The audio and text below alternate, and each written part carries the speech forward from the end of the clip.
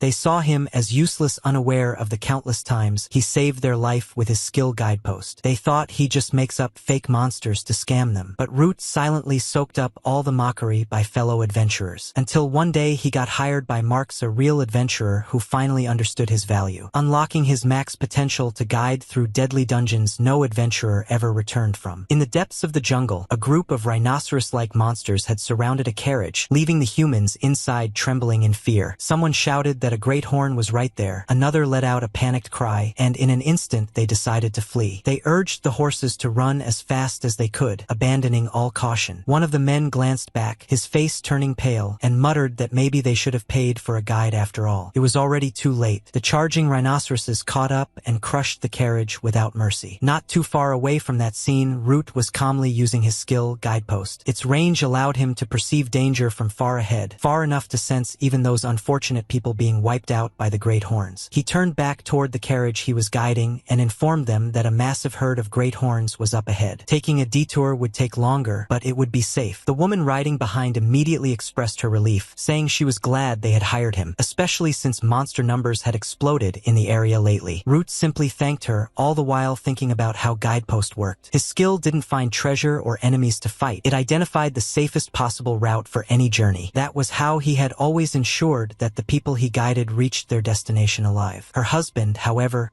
scoffed. He questioned why they were thanking someone like Root at all, mocking the idea of guidepost and suggesting there probably weren't any monsters ahead. In his eyes, Root was just making things up. Hearing this, Root could only think to himself that, because his skill prevented danger before it ever appeared, people treated him this way every single day. Another man joined in, telling Root to stop acting important and insulting him as a weakling with a useless skill. Root didn't argue. He just laughed quietly, his thoughts drifting elsewhere. Magic stones taken from dungeons powered nearly everything in the world, from city lighting to weapons and armor, making them indispensable to daily life. Yet those same dungeons were overflowing with monsters, turning them into death traps. Because of this, adventurers with combat-oriented skills were highly valued, living privileged lives and earning the admiration of society. Compared to them, people with non-combat skills were labeled as having bum skills and looked down on without hesitation. Eventually, the carriage reached the city safely once again. The woman thanked Root sincerely as she paid him for his work. Before the moment could end, her husband snatched the money and deliberately dropped it onto the ground, shouting that it was all Root's fault. Because of him, they had been delayed. The man kept shouting that the more merchants had beaten them to the city because of Root. By now, he claimed all the customers in the market were probably gone. If it hadn't been for that cowardly complaining, he never would have hired a fraud like him in the first place. Root didn't argue. He said nothing at all, simply crouching down and quietly picking up the coins scattered on the ground. Someone else clicked their tongue and muttered that they would have rather kept the money than pay a con artist. Another chimed in,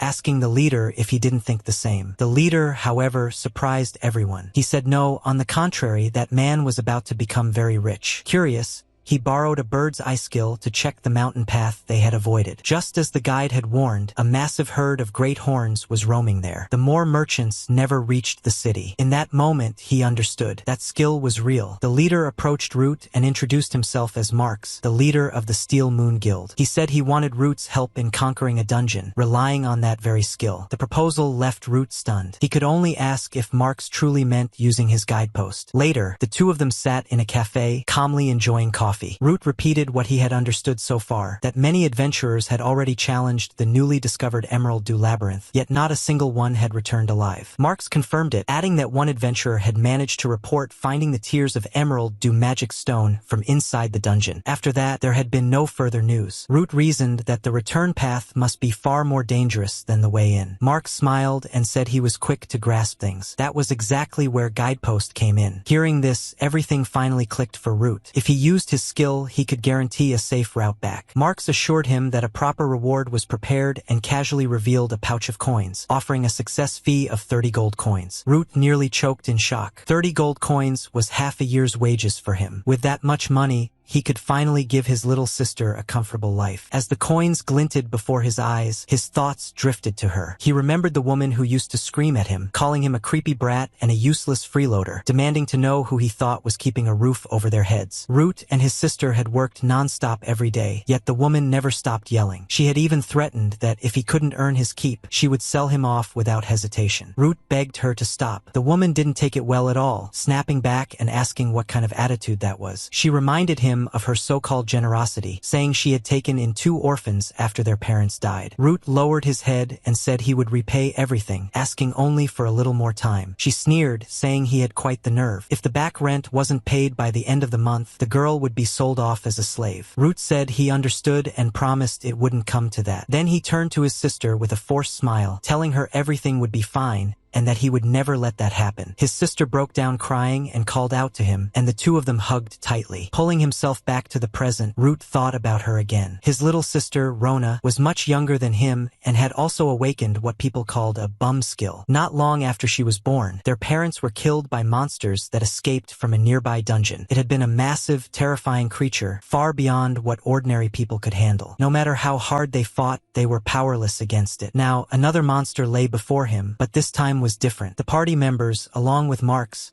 managed to bring it down. Someone let out a relieved breath, and another casually placed a foot on the fallen monster. Root couldn't hide his amazement and said it was incredible. Marks glanced at him and told him it was probably his first time in a dungeon. He advised Root to stay close and follow from the back. Another party member urged everyone to pick up the pace. Root quickly apologized and said they should move. One of the women in the group suddenly spoke up, mentioning that she had been recruited back in the city. She recalled how Marks had told her that training the next generation was an adventurer's duty and invited her to join the raid. Root commented that Marks sounded like a good man. The girl laughed nervously and admitted it was her first time, apologizing in advance if she caused any trouble. Her awkward laughter made it obvious how tense she was. Root reassured her, saying it was his first time as well, and laughed along with her to ease the mood. That was when another member scoffed, calling Root a skill-less guidepost user, a coward whose only talent was running away from monsters. Marks immediately shut that down, saying he was the one who personally asked for Root's help. He added that the return trip was always the most dangerous part of any dungeon run, especially once mana was depleted and monsters began to respawn. Hearing that, the man stiffened and apologized without another word. Marks coldly told the man to watch his tongue, and warned him not to undermine his authority. Root instinctively thanked him, but Marks shook his head and apologized instead, saying he had high expectations for him. Hearing that, Root couldn't help thinking that if all adventurers were this honorable, he could accept dangerous jobs without constant anxiety. The girl laughed softly and commented that Mr. Marks really was a good man. Root laughed along, saying he was glad to hear that. As they pushed deeper into the dungeon, the atmosphere suddenly changed. Something incredible appeared before them, and Marks declared that they had found it. The tears of emerald dew. One of the party members stared in awe, saying he could feel an overwhelming amount of mana radiating from it. Another, far less restrained, shouted that it was insane and wondered how much money they could get for it. At that moment, a warning flared in Root's mind. His guidepost skill reacted, sensing danger. He urgently shouted for them to stop, warning that if the magic stone was taken, the path back would disappear. Unfortunately, it was already too late. One of the men had touched it, responding in confusion as the warning rang out. Marks immediately turned to Root and asked what his skill was showing. Root pointed ahead and explained that while he couldn't see the exact details, it looked like the return path would collapse and be completely sealed off. Marks calmly acknowledged this. Then something strange happened. Despite clearly being exhausted, the girl suddenly released a surge of aura, her mana flaring unnaturally. Root asked what she was doing, completely lost. The so-called reckless members laughed and said that with this, they had recovered all the mana they spent getting there. Soon after, the party's magician spoke up, declaring that this was where the real show began as he poured all of his mana into a spell called Quick Boost. The sudden surge of power left Root utterly confused. He asked again what they were doing, unable to make sense of it all. Marks finally explained, saying the spell wouldn't last long, so he would be brief. From the reports, he had assumed the dungeon would be filled with powerful traps, and clearing it would drain both mana and stamina. To deal with that, preparation was essential. That was why he had devised this plan. They needed a canary in the coal mine to trigger the traps ahead of them, and a living mana battery to restore everything they lost along the way. With those 2 elements in place, he was confident the dungeon could be cleared. In that moment, Root finally saw it. The benevolent leader he thought he knew vanished, revealing Marx's true, ruthless face. Root immediately realized what had happened and accused Marx of tricking him. The girl protested as well, saying it couldn't be true. Marx only offered a brief apology, saying he couldn't afford to waste any more time. One of the men hurriedly grabbed the treasure and shouted for everyone to move. As they ran, Marx casually raised his fingers and hinted that if an opportunity arose, they would act. The man laughed it off, saying that such an opportunity would never come, and the entire group fled without looking back. Even the mage tossed out a remark about how convincing their acting had been. In the blink of an eye, Root and the girl were left alone. They rushed toward the entrance, only to find it completely sealed. The girl let out another nervous laugh, commenting that it looked like they were trapped. Inside, Root was spiraling into panic. He couldn't go back. Thoughts of Rona flooded his mind, and he desperately begged his skill to show him a way to survive. He activated Guidepost at once, and that was when he noticed something strange behind him. A throne. Confused, he wondered why something like that would be there. A notification appeared, instructing him to destroy the throne and absorb the jet-black magic stone. Without hesitation, he rushed forward and smashed it. When the throne shattered, the girl stared at the object left behind and pointed out that it was a magic stone, but black. Root asked if that was a problem. She explained that magic stones were associated with the 5 great elements, so a black one shouldn't exist at all. Root then said his guidepost was showing that the only way back required this. If there was even the slightest chance to survive, he was willing to take it. Before the girl could stop him, he swallowed the stone. She shouted in shock just as a monster drew dangerously close. Its tail lashed out in a massive strike, and they barely managed to avoid being killed. The moment passed, and suddenly everything changed. A notification appeared, announcing that the jet-black magic stone absorption was complete. It spoke of skill evolution and the release of restrictions on Guidepost. Root had no idea what that meant, and before he could process it, more notifications flooded in one after another: guides for subjugation, magic chants, evolution paths, magic circles, magic circuits, and something called the Subjugation Route Guide. The sheer volume of information left him overwhelmed. Even so, one thought rose above the chaos. Maybe this was the true power of his guide skill, now that its restrictions had finally been lifted. Root lifted his gaze to the monster looming right in front of him, its massive face filling his vision. His heart was racing, but he forced himself to steady his thoughts. In that moment, he decided he would trust his skill. Without hesitation, he selected the Subjugation Procedure Guide. A new notification appeared instantly, announcing that the Subjugation Guide for the Green Dragon had been initiated. At the same time, a red aura spread out and wrapped around the dragon's entire body. Clenching his fists, Root made a silent vow. No matter what it took, he would make it back alive. As a new notification appeared, instructing him to evade the enemy's attack to the left. Root processed it instantly, thinking that he needed to dodge left, and a huge arrow even appeared in his vision, clearly pointing the way. Still, confusion crept in. On the left was a massive pile of rubble. Charging straight into that felt suicidal. Running to the right would be far easier, so why was the system insisting on the left? As he hesitated, the dragon began charging up a devastating attack. Root's thoughts spiraled. Should he trust his own instincts, or should he trust the skill? In the end, he made his choice. He grabbed Lillian's attention and called for her to follow him. She barely had time to react before the dragon unleashed its attack. Pink flames flooded the entire area in a massive wave. Watching it happen, Root felt a chill run down his spine. He was overwhelmingly relieved he had trusted Guidepost. It was clearly a wide-range attack. Lillian was safe too, though visibly shaken. Root realized that if they had run out into the open, they would have been hit without a doubt. As he looked around more carefully, another terrifying detail caught his eye: a hidden spike pit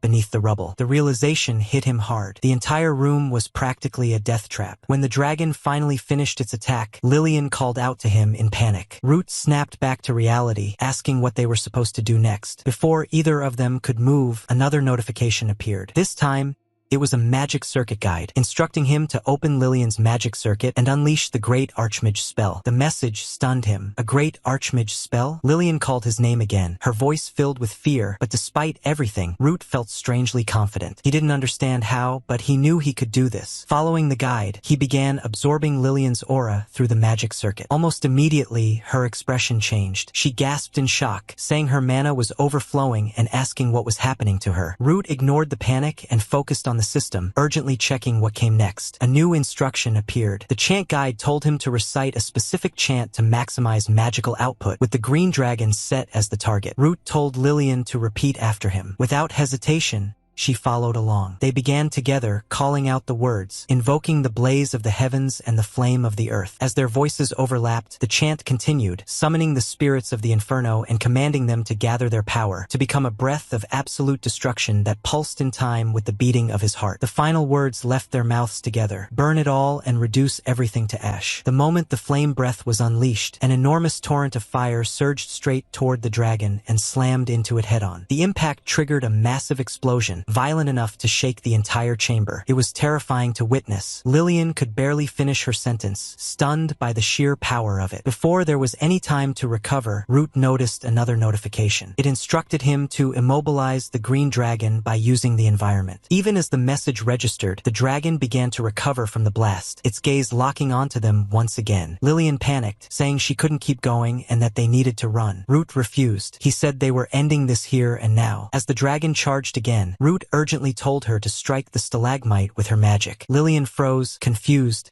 asking why. Root didn't explain, he just told her to do it. She broke down, shaking her head and yelling that she didn't want to die. Seeing her like that, Root suddenly remembered someone from his past. In that moment, he finally understood her fear. Instead of shouting, he grabbed her shoulders and spoke calmly, telling her she wouldn't die, that if she listened to him, she would get out alive. All she had to do was trust him. Those words were exactly what Lillian needed. Something steadied inside her. Even as the dragon charged straight at them, she raised her hand and activated her fireball skill. There was only a small puff of energy, and nothing else. Confused, she asked if something was supposed to happen. Root was just as unsure. He only knew what to do, not how it would unfold. The dragon closed the distance in an instant, looming right in front of them, ready to strike. Both of them were terrified, but just as it was about to pounce, the rubble above suddenly collapsed. The same area that had been scorched earlier gave way, and massive chunks of stone crashed down onto the dragon. Lillian instinctively covered herself, trembling, while Root stared in disbelief. When the dust settled, they both realized what had happened. Lillian stammered that they had actually done it. Root nodded, saying they had beaten it. Then another notification appeared, stating that the subjugation procedure was continuing. At the same time, the dragon began to move again. Color drained from Lillian's face as she looked up at the towering monster and muttered that this had to be a joke. Lillian was shaking badly. She said she couldn't go on anymore, that she was completely out of mana. Then, all of a sudden, she realized there was no one beside her. She was alone in the cold, dark space. When she looked up again, the monster was right there, about to swallow her whole. Terror washed over her face as she whispered, barely able to breathe, wondering if he had left her behind again. The dragon's jaws were wide open above her when a stone suddenly struck its head. Even as Lillian cried and curled up, covering her head, a voice rang out, taunting the monster. Root called out to the overgrown lizard, telling it that the black magic stone it had been guarding was already inside him. The dragon instantly turned its attention away from her and toward Root. Root challenged it, saying that if it wanted the stone back, it should come and get him. Hearing his voice and seeing him standing there sparked a faint sense of hope in Lillian. At the same time, fear twisted in her chest for his safety. Root, meanwhile, silently urged the dragon to come after him. As if on cue, the monster charged straight toward him. Root ran with everything he had. Lillian screamed his name in panic, watching as the dragon closed the distance. Root could feel its presence right behind him, its massive jaws opening wide, ready to snap shut. Then, in the next instant, the ground gave way. The dragon plunged into a hidden spike pit. Only then did Root finally slow down, gasping for breath. He was exhausted to the bone. A notification appeared, stating that the subjugation guide had been followed by luring the target into the spike pit. Root couldn't help thinking that everything had gone exactly as the guide had planned. The dragon was no longer able to move. Lillian rushed over, calling his name, and threw her arms around him. Root returned the embrace, saying her name softly. Another notification appeared, announcing that the green dragon had been successfully subjugated. Root breathed out in relief and said that they had done it. As the tension faded, Root noticed something new. An exit had appeared. They slowly stood up, but Lillian was completely out cold by then, so Root lifted her onto his back. He thanked his luck, thinking that defeating the boss had caused an escape route to open. Before they could leave, another notification asked him to retrieve the magic stone. It rose up above the dragon's body, glowing faintly. When Root finally stepped out of the cave and felt sunlight on his skin again, a smile spread across his face. He said they had made it back alive. The relief washed over him all at once, and as soon as the words left his mouth, his strength gave out. He collapsed, utterly exhausted. A short while later, a calm voice greeted him with a good morning. Root stirred at the sound and slowly regained consciousness. When he opened his eyes, he found himself surrounded by several guards standing nearby. One of them stepped forward, looked down at him, and asked if he was Root. Seeing so many unfamiliar faces in front of him, Root instinctively asked who they were. Before anyone else could answer, Lillian hurriedly called his name, clearly relieved to see him awake. Root turned to her, and she quickly explained that they had collapsed near the dungeon entrance and were found by these people. One of them stepped forward and offered a handshake, introducing himself as Kairi from the Sword of the Golden Lion. He explained that their party had been sent to investigate a dungeon no one had ever returned from, but judging by the situation, it looked like it had already been cleared. Root was still trying to process everything when Kairi added that Lillian had already told him what happened. He remarked that it must have been brutal. An S-rank green dragon appearing in an E-rank dungeon explained perfectly why no one had survived before. Despite that, Kairi laughed along with his teammates, openly impressed. Taking down an S-rank monster with just the two of them was no small feat, and he said they would be honored if Root wanted to join their party. Lillian immediately decided to herself that Root's new skill had to remain a secret. She couldn't allow anyone to exploit him again. Root, flustered by the praise, said he really wasn't that strong. Kairi didn't push further and simply told him to think about it after getting some proper rest. Soon after, they set off in a carriage. Kairi mentioned that Root's town lay along the road to the capital, so giving them a ride was no trouble at all. As the carriage rolled forward, Root held onto the magic stone, his thoughts drifting. With stones like these, he could finally pay off the rent and debts that had been crushing him. Rona, who only had a so-called bum skill like shadow use, could finally live a normal life. The thought made him smile. Kairi's voice broke his train of thought. He mentioned that unstable dungeons had been appearing more frequently. Monsters stronger than their listed rank, sudden stampedes, complete collapses of balance. If that dungeon had remained registered as low rank, it would have led to a catastrophe. Root agreed, adding that a new low-rank dungeon had recently appeared near his hometown as well. Some adventurers had entered it, but there had been no news since. At that, Kairi fell silent. Moments later, the carriage driver suddenly shouted and pointed ahead. Smoke was rising from the direction of the town. Was it on fire? The moment Root realized it was his hometown, his chest tightened with dread. Far away, back in the town, Rona stood frozen in fear after hearing the rumors spreading through the streets. Her face went pale as a single thought echoed in her mind. Had her brother died? Mark stood in front of her with a solemn expression and said he was sorry. The enemy had been too strong, he explained. There had been nothing they could do, not even a chance to retrieve Root's belongings. A unit had already been dispatched to seal the dungeon, and they would recover her brother's body soon enough. Then, almost casually, he brought up the death benefit paid to adventurers who died in dungeons. He added that he understood she wasn't in the right state of mind to deal with paperwork. Since they also had a report to file, handling the process for her would be no trouble at all. It was their duty, after all. All they needed was her signature on a power of attorney. He asked gently whether she could write. Behind him, the mage thought to himself that Marx was putting on quite the performance. One of the other members muttered that they would grab the benefit money and get out of town as fast as possible. Marx then mentioned her father, saying he had been an adventurer too. Was she living off his death benefit now? She nodded and answered honestly. Her father had been a swordsman, called on quests all over the world. Her brother had always wanted to follow in his footsteps. Marx replied that receiving this benefit would at least be what her brother would have wanted. Even so, doubt lingered in her heart. Something felt off. She wondered if they were really telling the truth. Quietly, she decided to ask the shadows. Activating her skill, she let the shadow user ability spread. At that very moment, a bell rang outside. Shouts echoed through the streets, warning of a monster stampede and telling everyone to run. Hearing the commotion, Marx frowned and commented on how noisy it had suddenly become. In his mind, he reasoned that removing the magic stones from the dungeon must have agitated the monsters. Either way, it would be best to leave before they got dragged into it. He said they should wrap things up quickly, claiming they needed to go protect the town. That was when she asked where they thought they were going. A dark, shadowy aura began to seep out around her, thick and oppressive. Even Marx felt a chill run through him. As the shadows deepened, she accused him directly, saying he had killed her brother. Behind her, a massive shadowy figure began to move, its hands slowly rising. Her scream echoed through the room, filled with grief and fury. Marx tried to backpedal, saying they didn't even know for sure whether her brother was dead. She immediately called out the lie, adding that the whole excuse about protecting the town was false as well. One of the men stepped forward, unsettled, asking what had gotten into her, disturbed by the strange presence she was giving off. Marx narrowed his eyes. Somehow she had seen straight through them. Now that she knew the truth, there was only one option left. He ordered his men to trash the room. If they did it right, it would look like she had simply been been another victim of the stampede. Outside, Lillian screamed Root's name as he staggered forward, forcing his exhausted body to run straight toward the monsters swarming the town. Root shouted Rona's name in return, panic driving him onward. Kairi chased after him, calling out as well, but Root barely heard anything. He rushed straight into his house. Inside, he froze. Rona was lying on the ground. For a moment,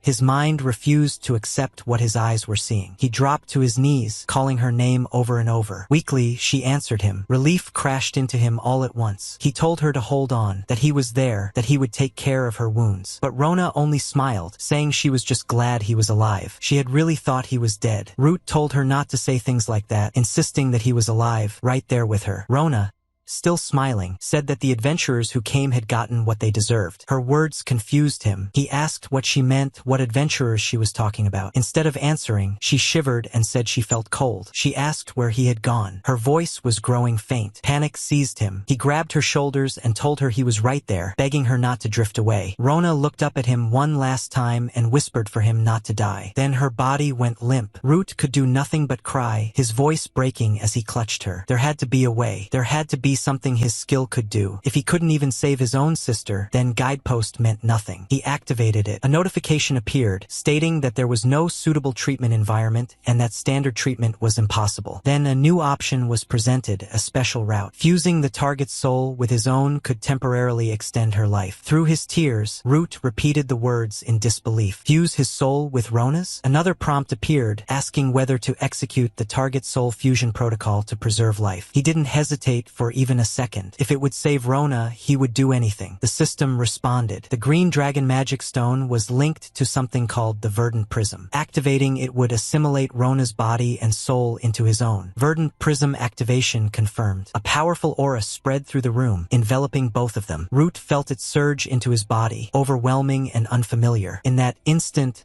fragments of memories flowed into him. He realized they were Rona's. Then he heard it. Monsters. A group of them had entered the house. Root stood alone now. His grief hardened into something darker when a familiar name surfaced in his mind. Marks. As the monsters lunged, a shadowy blade flashed through the air, instantly cutting one of them down. Even as he slaughtered them with his newly awakened shadow powers, his voice shook with rage. They had used him as bait. And worse than that, they had laid a hand on Rona. The monsters hesitated, clearly confused by the words pouring out of him. They had no idea what this human was talking about. Root didn't care. The moment he fully activated the shadow user skill, a deadly red aura flooded the room, thick and suffocating, pressing down on everything within it. His fury was overwhelming, far beyond what the monsters could comprehend. Through clenched teeth, he repeated Marx's name, vowing that he would never forgive him, never, not for anything. Outside the town, monsters were already collapsing one after another as Kairi cut through them. Reports came in saying the area was secure. Kairi gave quick orders, saying the local parties could handle the east side on their own while her group would take the west. That was when she noticed something off. Not long after, they found Root. Lillian saw him first and remarked that it looked like he hadn't come out unscathed. Kairi was clearly worried too, telling him that the subjugation was almost complete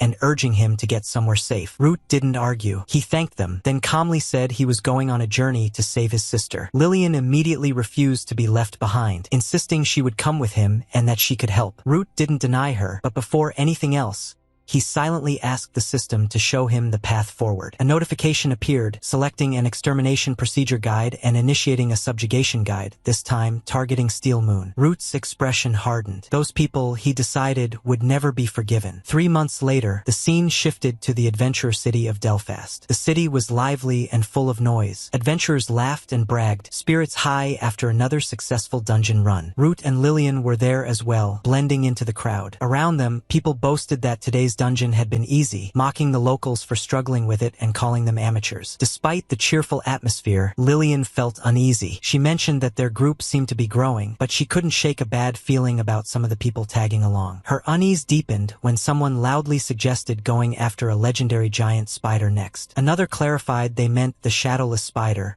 the one that hunted using invisible threads. Ever since it had nested in the gorge, no one had dared to go near the place. Someone else laughed and said that kind of spider would be tough for most people, but not for Marks. According to him, Marks could take it down in a single hit. The moment that name was spoken, Lillian visibly flinched. Before things could continue, a new group stepped forward. Their leader announced that they were the White Wolf Fong, a well-known crew of hardened adventurers in Belfast. He said Root's group had guts for talking about the shadowless spider, but they should learn to discipline their men first. If the one running his mouth didn't stop immediately, he would be killed. Marks responded calmly, agreeing that some discipline was indeed necessary. Marks suddenly let out a confused sound, and in the very next moment, he activated his skill. He grabbed the man who had been acting like the boss of the White Wolf Fong. The others shouted at him to let their leader go, but Marks didn't even bother responding. He slammed the man straight into his own companions, sending all of them flying. Cheers immediately erupted from Marks's group. They chanted his name, reveling in his display of power, and Marks soaked it all in, clearly enjoying the attention. From a short distance away, Root and Lillian watched everything unfold. Lillian quietly remarked that Marks must have powered up using that magic stone. Root agreed, thinking that taking him head-on would be impossible. Then he spoke softly, telling Lillian that this was their chance. He apologized in advance and said he would need her help. At the same time,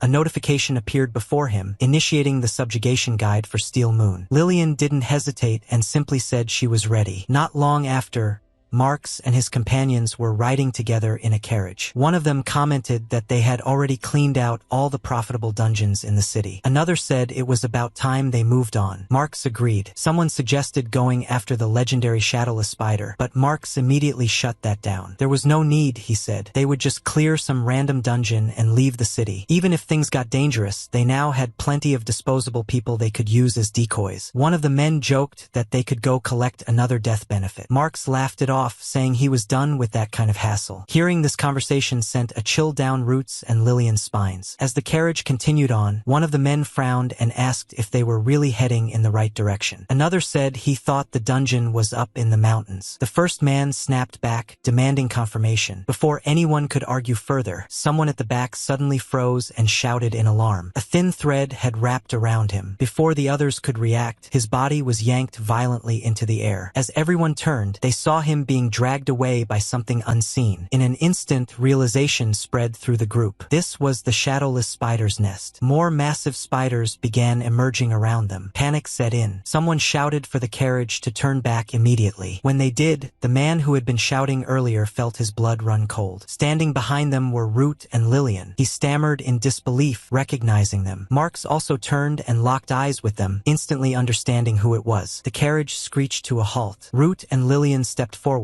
moving a little farther ahead, blocking the path as the trap finally closed in. Marks looked at Root and said he understood now. It was good that Root was still alive. Back then, they had only been rookies, he admitted, but thanks to the magic stones they had grown far stronger and gathered a much larger crew. In a twisted way, he even thanked Root for that. As repayment, he declared that he would be taking their heads. He drew his sword without hesitation. Root, however, said he was relieved. Marks was just as rotten as he remembered, which meant there was no need to hold back anymore. Marks gave a low hum and started walking toward him, blade in hand. That was when he noticed movement behind him. The moron member was already stepping forward, gripping his massive axe. He told Marks to hurry up and kill Root so they could leave. Then he turned his attention to Root and mocked him, calling him a bumskill weakling. He bragged that this time, he would leave him for dead with no chance of escape, swinging his weapon arrogantly. The blade suddenly struck something invisible. Root calmly pointed out that wildly swinging a weapon in a place like this meant he wasn't paying attention to his surroundings. The man didn't understand at first and asked what he meant. Then realization hit him. Fear crept into his voice as he noticed his body being pulled upward, his axe dragged along with him. The spiders had him. He panicked, screaming for help, begging to be let down, but there was no stopping it. The spiders had already claimed so many victims. One more made no difference to them. Marks turned sharply and demanded to know what Root had done. Root answered with a chilling smile, saying he hadn't done anything at all. He told Marks to simply watch his step. This was the shadowless spider's hunting ground, layered with invisible thread traps everywhere. Surely they hadn't forgotten. After all, they were the ones who had tried to trap and kill him and Lillian. As he spoke,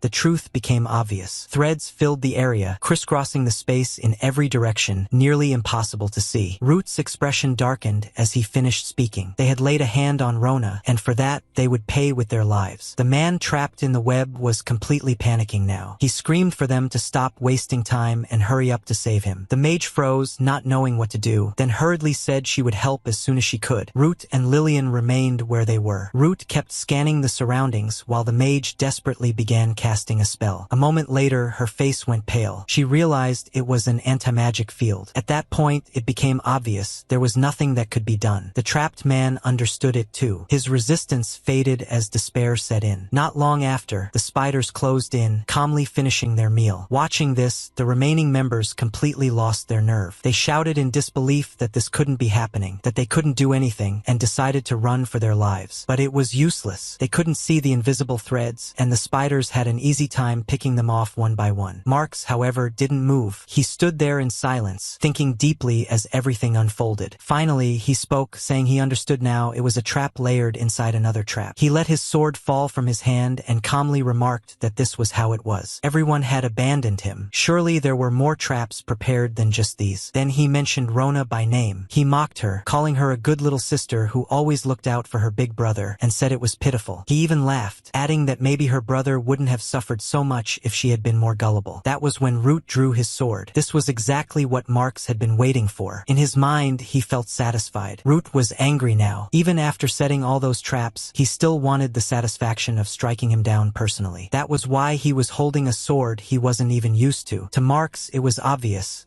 Such a weapon would be useless against him. It was time to counter. As Root walked toward him, burning with rage, Marks burst into laughter. He taunted Root, telling him to come at him, saying that with such pathetic strength, he would never avenge his sister. He insulted him again, calling him a useless bumskill scrub, and swung his sword. Their blades collided. A violent surge of aura exploded outward from the clash. The impact sent shockwaves through the air. Marks's expression shifted in shock. Even Lillian was stunned by what she was seeing. Root, however, remained calm. This was exactly as planned. Marks stared at the aura surrounding Root in disbelief. He said it was impossible. That strike felt like it came from a master swordsman. Back in the dungeon, Root had fought like a complete amateur. How could this be? Root answered coldly, saying he would show him what true despair looked like. Marks sneered despite his surprise, telling Root not to get too cocky. Marks began drawing even more power from his magic stone, confident to the point of arrogance. He declared that once the jade magic stone fully empowered him, there was no way he could lose. Root simply watched in silence, his expression calm to the point of being unsettling. With a roar,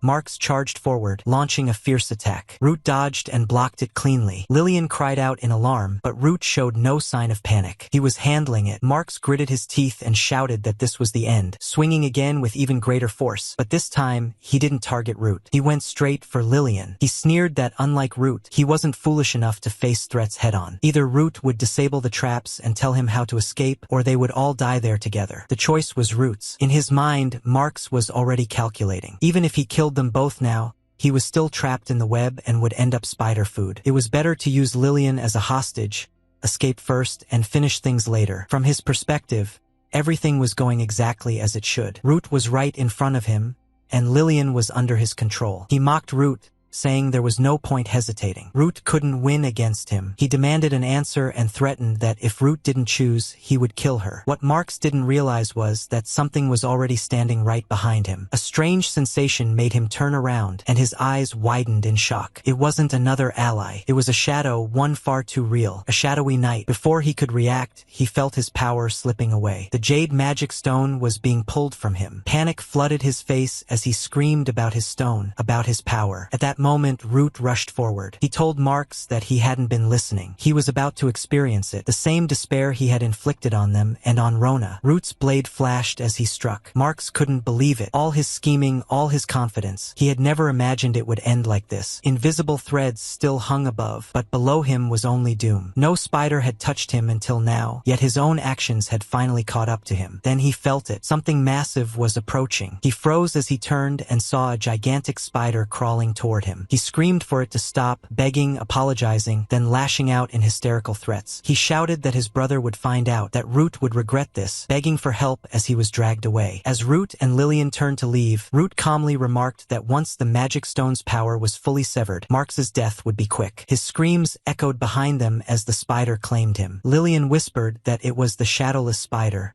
the leader of all the others. Root clenched his fist. In his heart, he spoke to Rona, telling her that he had taken revenge on those who hurt her. No matter what, he would save her. The spiders began closing in around them, and Lillian called out Root's name in fear. Root, however, was already focused elsewhere. A new notification had appeared before his eyes. Subjugation Procedure Guide, Shadowless Spider. Root steadied himself. The revenge was over. Now, he would put an end to the legend of the Shadowless Spider. The spiders began weaving their threads nonstop, layering them until it felt like there was no way out. Lillian panicked and said they were completely surrounded. Root told her not to worry, assuring her they could handle it. One of the spiders lunged straight at them. Root cut it down in a single slash. Another immediately started spinning more webbing. Lillian tried attacking, but quickly realized it wasn't enough. She said her spells weren't working the way she needed them to. Root observed that the spiders were far tougher than they looked and decided it was time to use something else. He drew on the power of the Jade Magic Stone. Lillian instantly recognized it as the one Marx had been using. Root confirmed it, saying that Marx didn't need it anymore and that he could feel power overflowing from it. A new notification appeared, instructing him to activate the Tears of the Emerald Eye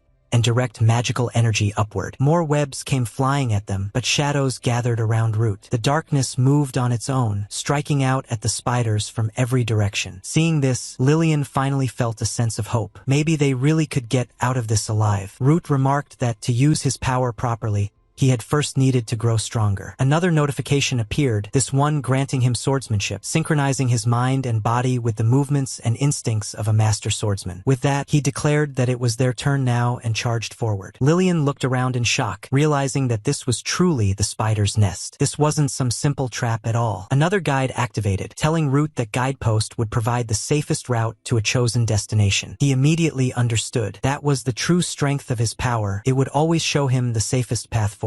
Following that guidance, he moved through the battlefield, his shadowy power cutting down spiders one after another. Even so, he noticed the invisible threads everywhere, just as dangerous as he had expected. Lillian warned him that more spiders were closing in from behind. Root shouted for her to move, trusting the shadowy presence to cover them. When a spider tried to grab Lillian, she reacted instantly, firing off a fireball that blasted it away. But then the true threat appeared, the massive boss spider. Lillian cried out that her attacks weren't working and that she couldn't keep going like this. Before the spider could reach her, the shadow surged forward and cut it down with a single, clean strike. Lillian was safe. She gasped as the shadowy figure moved closer to her, instinctively flinching. Then she relaxed. Despite the fear, she knew it wasn't an enemy. It was there to protect them. Lillian thanked him softly. Root stepped up beside her and said it was about to get serious. The brood mother had arrived. As the massive spider emerged, he told her he would need her help for this one. Lillian didn't hesitate and answered yes right away. A new notification appeared, explaining that the magic circuit guide would optimize her mana flow without burdening her body, temporarily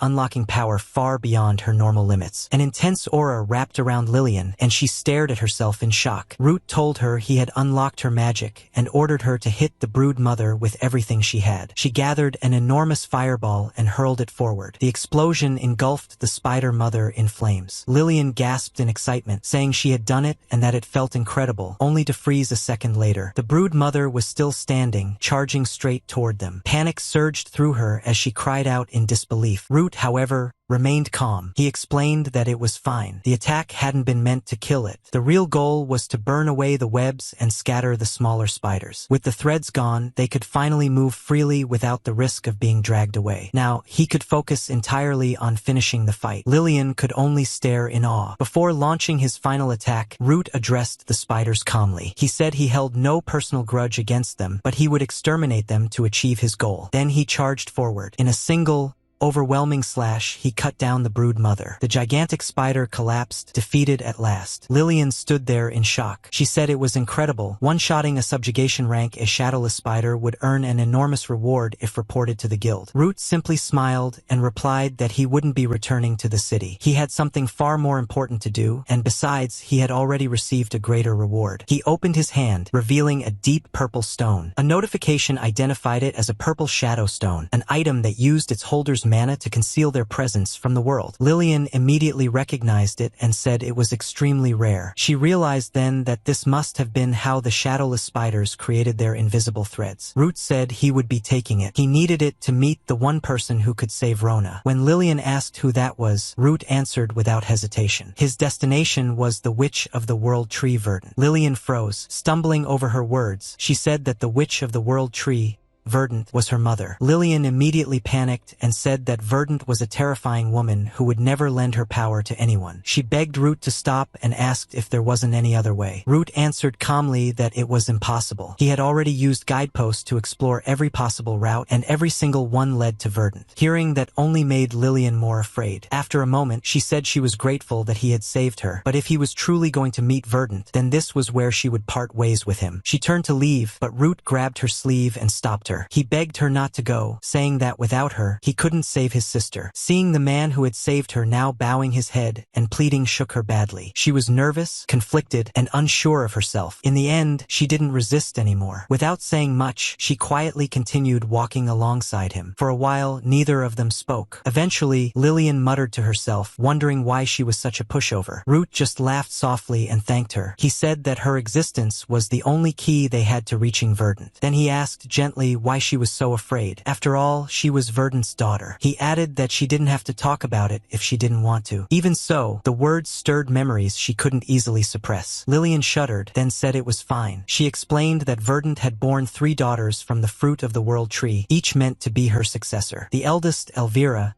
had mastered mana control the moment she was born. She could manipulate the weather itself and was known as the Storm Witch. The second, Floria, had perfected an unmatched form of alchemy. She created legendary golems and was called the Witch of Soulcraft. Root reacted in surprise, saying he had heard those names whispered in rumors before. Lillian continued, saying that compared to them, she had very little mana and could only use basic fire magic. Her thoughts drifted back to 2 years earlier. In the jungle, someone had shouted that they were out of wine. Lillian had immediately answered and hurried over, calling out to Elvira that she was coming. As she rushed through the area, she tripped after bumping into a golem and nearly fell. One of her sisters warned her not to run while looking away, saying it was dangerous. Lillian thanked her apologetically. Elvira, however, impatiently demanded to know how long she planned to keep her waiting. Lillian hurriedly apologized again and said she was coming. Floria laughed and told her she didn't need to act like a maid. A golem walked over and delivered the drink to Elvira, who brightened at the sight. Then, with a casual smile, she said the golems were far more useful than Lily ever was. If that was the case, she added coldly, then a failure like her should hurry up and disappear. Hearing those cruel words crushed Lillian. The label of failure kept echoing in her mind, dragging her deeper into despair. For a moment, Floria spoke up, telling her not to listen to Elvira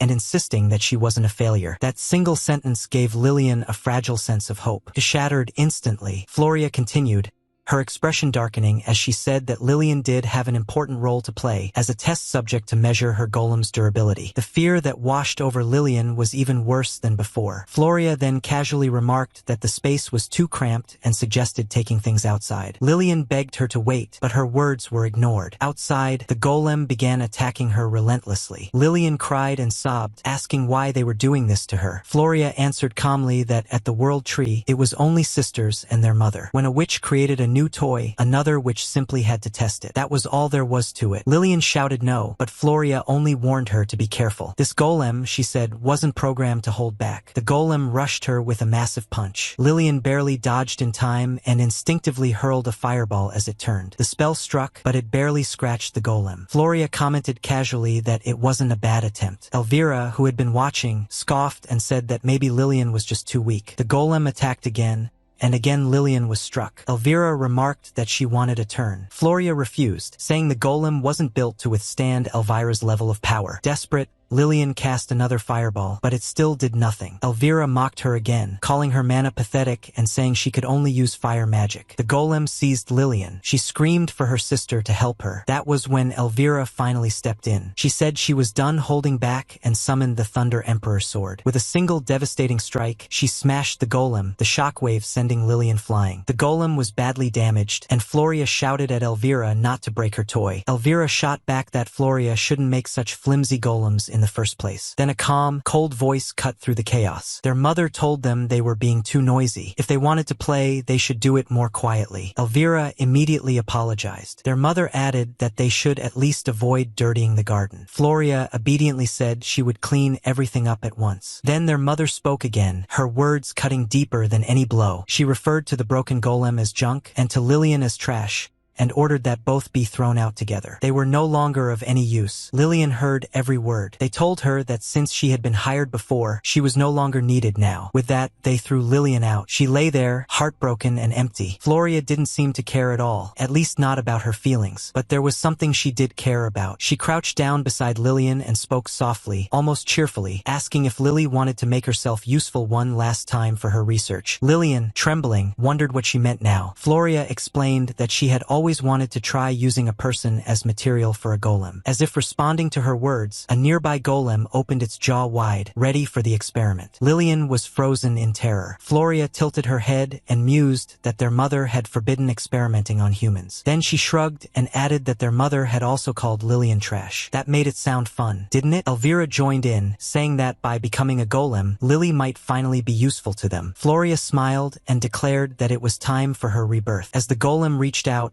Lillian broke down completely. She begged for help, crying and pleading, saying she didn't want to die. She prayed over and over, hoping someone, anyone, would save her. Elvira grew bored with the scene and sighed, saying she'd had enough. She told Floria they should leave. Floria hesitated and called out to her sister, but Elvira cut her off, saying she had made that offer for Lily's own good. Then she coldly asked how Lillian planned to repay such kindness. Before Lillian could say anything, Elvira ordered her to get out of her sight. The two of them turned and walked away. As they left, Elvira remarked that it was a shame. She had thought Lily might have become her strongest golem. Floria responded lightly, suggesting they work together to develop the ultimate golem instead. Their voices faded as they walked off. Left behind, Lillian finally collapsed into tears. The scene shifted back to the present, with Lillian traveling alongside Root. After hearing everything, Root remained silent for a while. Then he muttered that it was a seriously messed up family. Lillian only replied that it was complicated. After another pause, Root asked if she was really willing to help him. Lillian answered yes without hesitation. He had saved her life, and she had already made up her mind. Root nodded and said that if that was her resolve,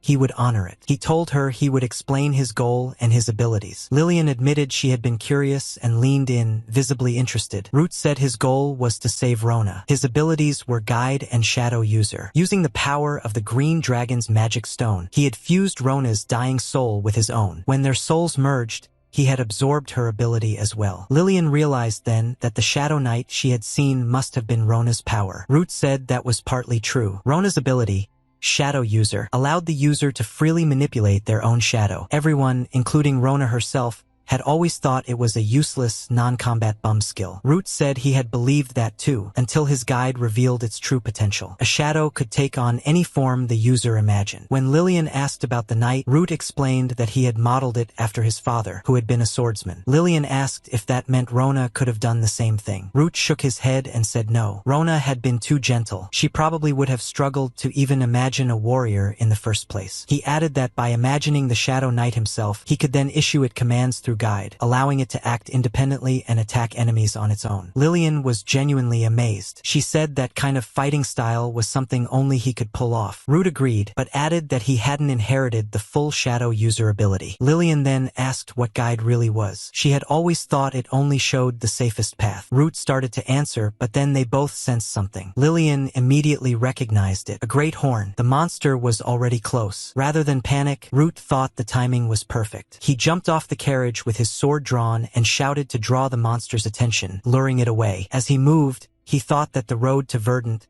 the Witch of the World Tree was filled with danger anyway. This was as good a chance as any to explain his ability to Lillian. A notification appeared, initiating the subjugation procedure guide with the Great Horn as the target. Root readied his sword as shadows spread around him. Another instruction followed, telling him to use Shadow User to evade the incoming charge. He did so immediately. As he moved, Root calmly explained that Great Horns specialized in charging and impaling intruders. Their hides were incredibly tough, so tough that most blades couldn't even scratch them. The monster charged again, just as expected. Root noted that despite its strength, its attack pattern was simple and straightforward. Following the guide, he used his shadow to strike at the right moment. A confirmation flashed, Shadow User activated. Another instruction followed, telling him when to strike. Root already knew what would happen. The monster lost its balance and crashed to the ground exactly as predicted. Root continued explaining that while its hide was nearly impenetrable, its belly was soft and exposed once it fell. The guide confirmed it, instructing him to strike the revealed weak point. Root delivered the finishing blow. Only then did he turn his attention back to Lillian and ask if now was a good time to properly explain what his guide skill really was. Lillian nodded without hesitation and said yes. Root explained that his guide ability had evolved because of the Raven Wing magic stone he had swallowed earlier. When Lillian asked what the strange window was, he told her that he usually kept it hidden. It was the navigation system of his guide skill. This was what his evolved guide really looked like. As more and more notification windows appeared, Lillian couldn't hide her shock. Root said that, after evolving, the amount of information the skill provided had increased drastically. The magic chant guide supplied incantations for high-level spells,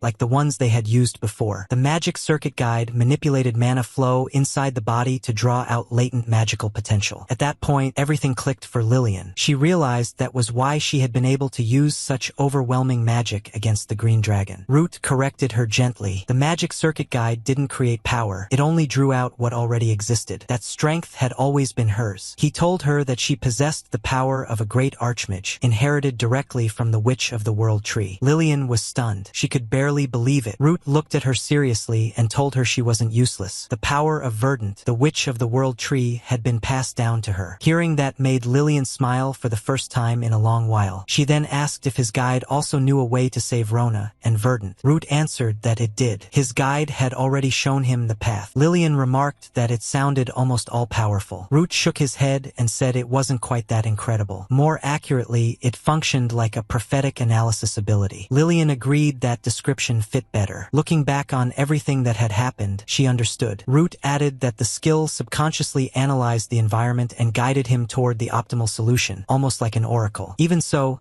he admitted there was no guarantee Verdant could save Rona. But if anyone could, it was her. And to even meet her, they needed Lillian, her daughter. Lillian fell silent, fully understanding the weight of that. Later that night, as they rested by their campfire, she finally spoke again. She said that Root had saved her life. People had called her useless her entire life, but if she could be of use to him now, she would help in any way she could. Root thanked her quietly and said he owed her one. As their journey continued, Lillian suddenly stopped and pointed ahead. With awe in her voice, she said she could see it. The World Tree. Before long, the two of them stood facing the enormous World Tree itself. Lillian said it would still take about half a day to reach it from there and suggested they rest for the night. Root stared up at it in disbelief and said that even though they could see it clearly, it was still half a day away. That alone showed just how massive it was. Lillian added that the tree was over 200 years old and still growing. That revelation stunned Root. Then he noticed something else. Smoke. He suddenly started running and called out to Lillian, pointing it out. Lillian's expression changed immediately. If there was smoke coming from that direction, then there had to be a village nearby. When they arrived,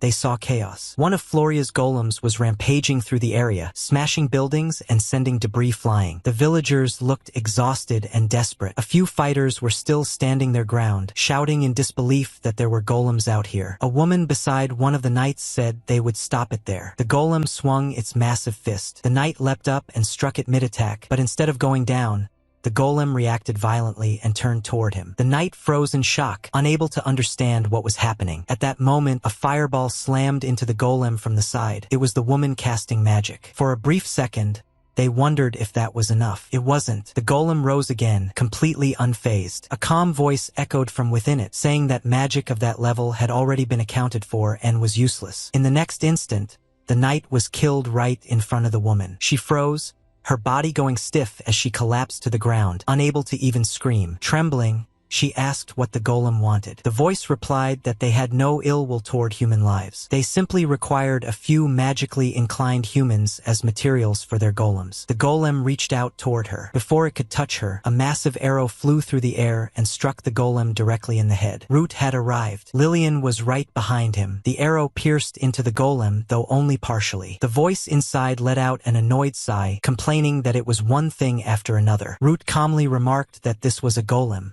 Then, a notification immediately appeared, identifying the target as a golem. Root dismissed it as nothing more than a mud doll, hardly worth worrying about. The golem sneered back, calling him a worthless bug with a lot of nerve. Then it began moving unnaturally fast, in strange, almost erratic motions. Lillian warned that it was quick. Root told her not to worry. In the blink of an eye, the golem was right on top of him, and just as quickly, Root moved. With a clean, effortless strike, he sliced the golem straight through. The massive body split apart and collapsed. The voice inside sounded genuinely surprised, commenting that not only had Root damaged the golem, he had cut it cleanly in two, something completely unexpected. The golem's shattered body twisted and reassembled itself in an instant, as if nothing had happened. Cracks sealed, limbs reformed, and it stepped forward again, ready to fight. Root slipped past its next strike, narrowly avoiding something thin in the air and muttering that there were threads mixed in as well. The voice from inside the golem sounded pleased. It said someone like him would make excellent material. Root shot back that he didn't have a hobby of playing with dolls. The voice replied that it was a shame. It had thought they could have become the best of friends. That was when Lillian suddenly shouted a warning. The golem lunged again, but this time it paused. Its head turned toward her, and the voice reacted with mild surprise. Oh! In the next moment, the golem's upper body was blown apart from the inside. The massive shell collapsed, and a familiar figure stepped out. Floria emerged, completely unharmed, brushing off debris as if it were nothing. Her eyes lit up the instant she saw Lillian. Well, if it wasn't little Lily. She looked genuinely delighted and walked straight toward her. She asked if Lillian had come back for her, saying how happy that made her. Lillian, however, froze in place, fear flooding her face. Floria continued talking, saying she had reflected on what happened before and was sorry about it. Lillian could barely process what she was hearing. She whispered her sister's name in disbelief. Floria smiled. Then she calmly added that now, she could finally turn Lillian into an even more magnificent golem. Floria repeated herself, saying she knew she could do it. Lillian remained frozen, unable to move. Then Floria suddenly laughed and waved it off, saying she was just kidding. She claimed that ever since the day Lillian left, she had done nothing but regret it. Lillian immediately denied that. Floria smiled thinly and said she truly did regret it, regretted letting a failure like Lillian roam free in the world. She said she couldn't stop worrying that Lillian would tarnish their sisterhood's reputation and admitted that she regretted not killing her back then.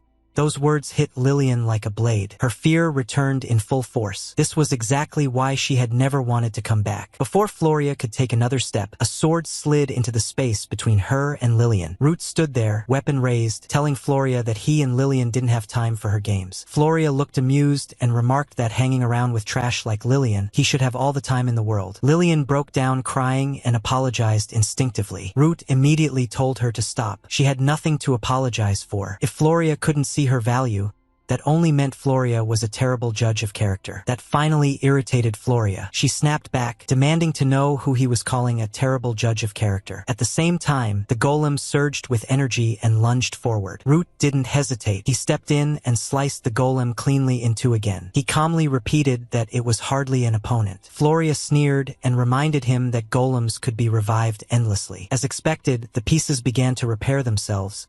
But something was wrong. The regeneration stalled, movements turning sluggish and uneven. Root explained that he had severed the flow of mana. The golem wasn't getting back up this time. Around him, notifications flashed, subjugation guide targeting the golem, magic circuit guide analyzing mana flow and cutting the connection. Floria's smile vanished completely. Her irritation turned into open rage. Root told her again that she was the one forgetting. They didn't have time for her nonsense. Floria screamed at him to shut up. The ground suddenly split apart and a massive hand erupted upward. Another golem emerged, far larger than the last. The shadow alone swallowed the area. Even Root and Lillian were stunned by its size. Floria laughed hysterically and said she would have her adorable golems grind them into paste. This one had a monstrous, almost dinosaur-like shape, huge, brutal, and terrifying. As it stepped forward, the ground shattered where Root and Lillian had been standing, forcing them to retreat. Lillian asked desperately if he could disable this one like before. Root shook his head. Something that big was was beyond him alone. He told her he needed her help. Then he shouted for her to unleash her magic, to hit it with the most powerful spell she had. Lillian answered right away, forcing herself to move as the massive golem prepared another attack. Through the cracks in its body, she caught sight of someone inside, a knight. It was the same one who had fought the golem earlier. The realization made Root's blood boil. He muttered that Floria really had terrible taste. Lillian blinked in confusion, but Floria only smiled wider, clearly convinced she had already won. She mocked him, saying his words were ironic. In her eyes, they were the cruel ones. She considered herself merciful, being reborn as one of her golems, given a new purpose. She claimed there was no greater happiness than that. Lillian finally understood. This was exactly what Floria had talked about before, using humans as golem material. The experiment had succeeded. Root didn't waste time. He told Lillian he would get the person out of the golem,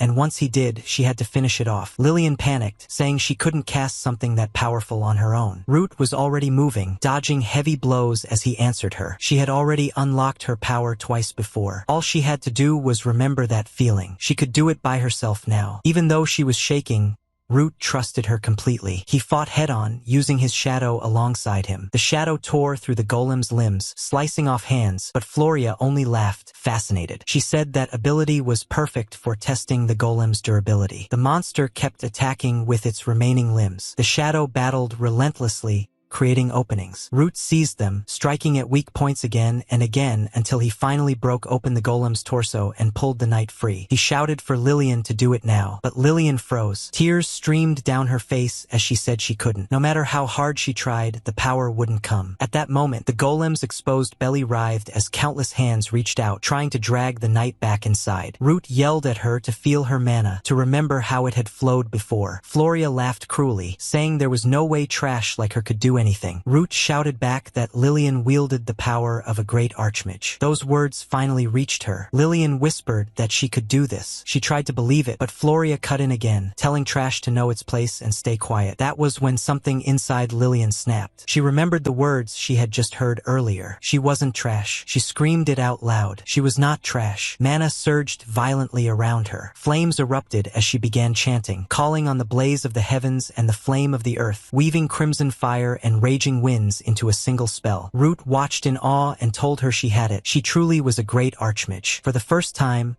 Floria's smile vanished. Irritation and disbelief crossed her face as she questioned the sheer power gathering there. Lillian finished the chant and released it. She ordered everything to burn, to scorch the land and turn it all to ash. Flame breath, an overwhelming torrent of fire exploded outward, completely engulfing the golem. The blast shook the ground, leaving nothing behind. When it was over, Lillian stood there, exhausted but upright. Through heavy breaths, she said she would never let anyone call her trash again. Floria stood there, watching everything unfold, her face twisting with frustration. She could no longer hide her rage. She demanded to know what all of this was supposed to be. Root calmly explained that this was Lillian's true power. Her body had likely been suppressing it unconsciously, trying to keep the overwhelming strength she was born with from spiraling out of control. Floria snapped, telling him to shut up and stop talking like he understood anything. She insisted she was Lillian's older sister, and if she said Lillian was trash, then that was exactly what she was. She kept repeating it over and over, spiraling into an ugly rant that barely resembled reason. Lillian stepped forward and called her sister's name. She asked her to stop. She said she wasn't a doll, that she was there by her own choice. And if Floria stood in her way, she wouldn't hold back anymore, not even against her own sister. For a moment, Floria fell silent. Then she sighed and apologized, saying she had lost her temper. As an older sister, she said, she should have been happy to see Lillian grow so much. She smiled warmly and said she was proud of her. Lillian relaxed slightly and called her sister again. That smile twisted instantly. Floria revealed her true intent, declaring that she would tear Lillian apart and remake her into her strongest golem. A new golem formed from her hand as she lunged forward to attack, but something blocked her path. Root had stepped in between them. He told Lillian they were taking Floria down. Lillian answered without hesitation. Floria stared at them in disbelief and burst out laughing, asking if they seriously thought they could defeat her just because they destroyed a few golems. She warned them not to get arrogant. She attacked again, massive hands slashing wildly. Root managed to shield Lillian and shouted for her to attack. Lillian fired a barrage of fireballs that slammed into Floria. For a moment,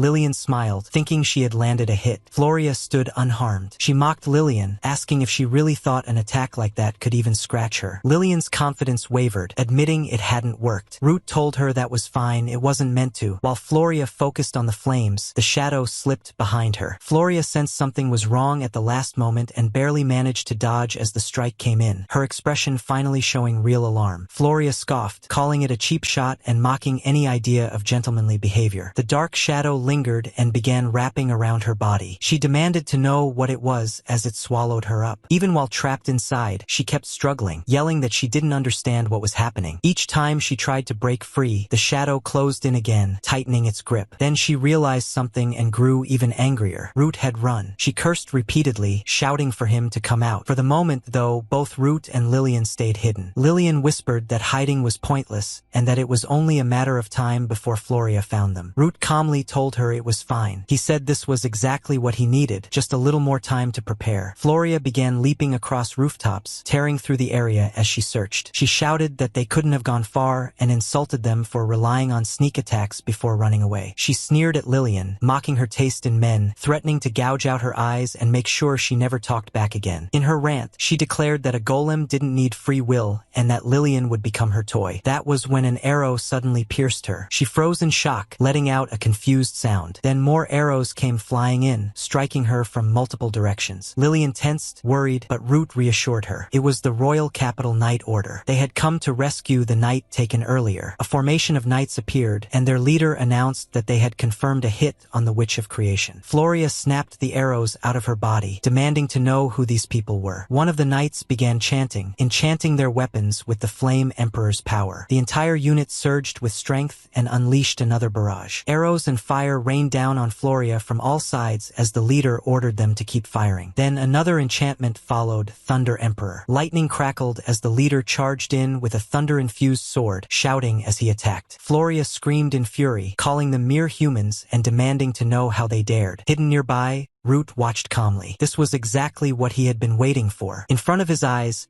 a notification confirmed it all. Subjugation guide targeting Floria. The royal army was approaching to rescue the captured knight. The objective was clear: create a diversion, remain hidden, and lure Floria to higher ground, where the royal army could ambush her properly. This was exactly the situation Root had been waiting for. The leader of the Royal Capital Knight Order charged forward, thunder roaring around his blade, while Floria screeched in rage and lunged at him with her distorted, clawed limbs. The two collided head-on, the impact shaking the entire area. Floria clicked her tongue in irritation, muttering that this was getting unbearably annoying. In the next instant, her body was cleaved cleanly in two by the thunder sword. For a brief moment, it looked like it was over, but then dark magic surged, and the two halves began pulling themselves back together. Another strike followed immediately. At the same time, a barrage of arrows rained down, forcing her regeneration to stall. One of the knights shouted in disbelief, realizing what had just happened. That thing they were fighting wasn't even the Witch of Creation's real body. Someone muttered under their breath what everyone was thinking. What a monster! Threads peeled away from Floria's shattered body, and the knights finally understood what they had been fighting. One of them said it outright. That thing hadn't been the Witch of Creation herself,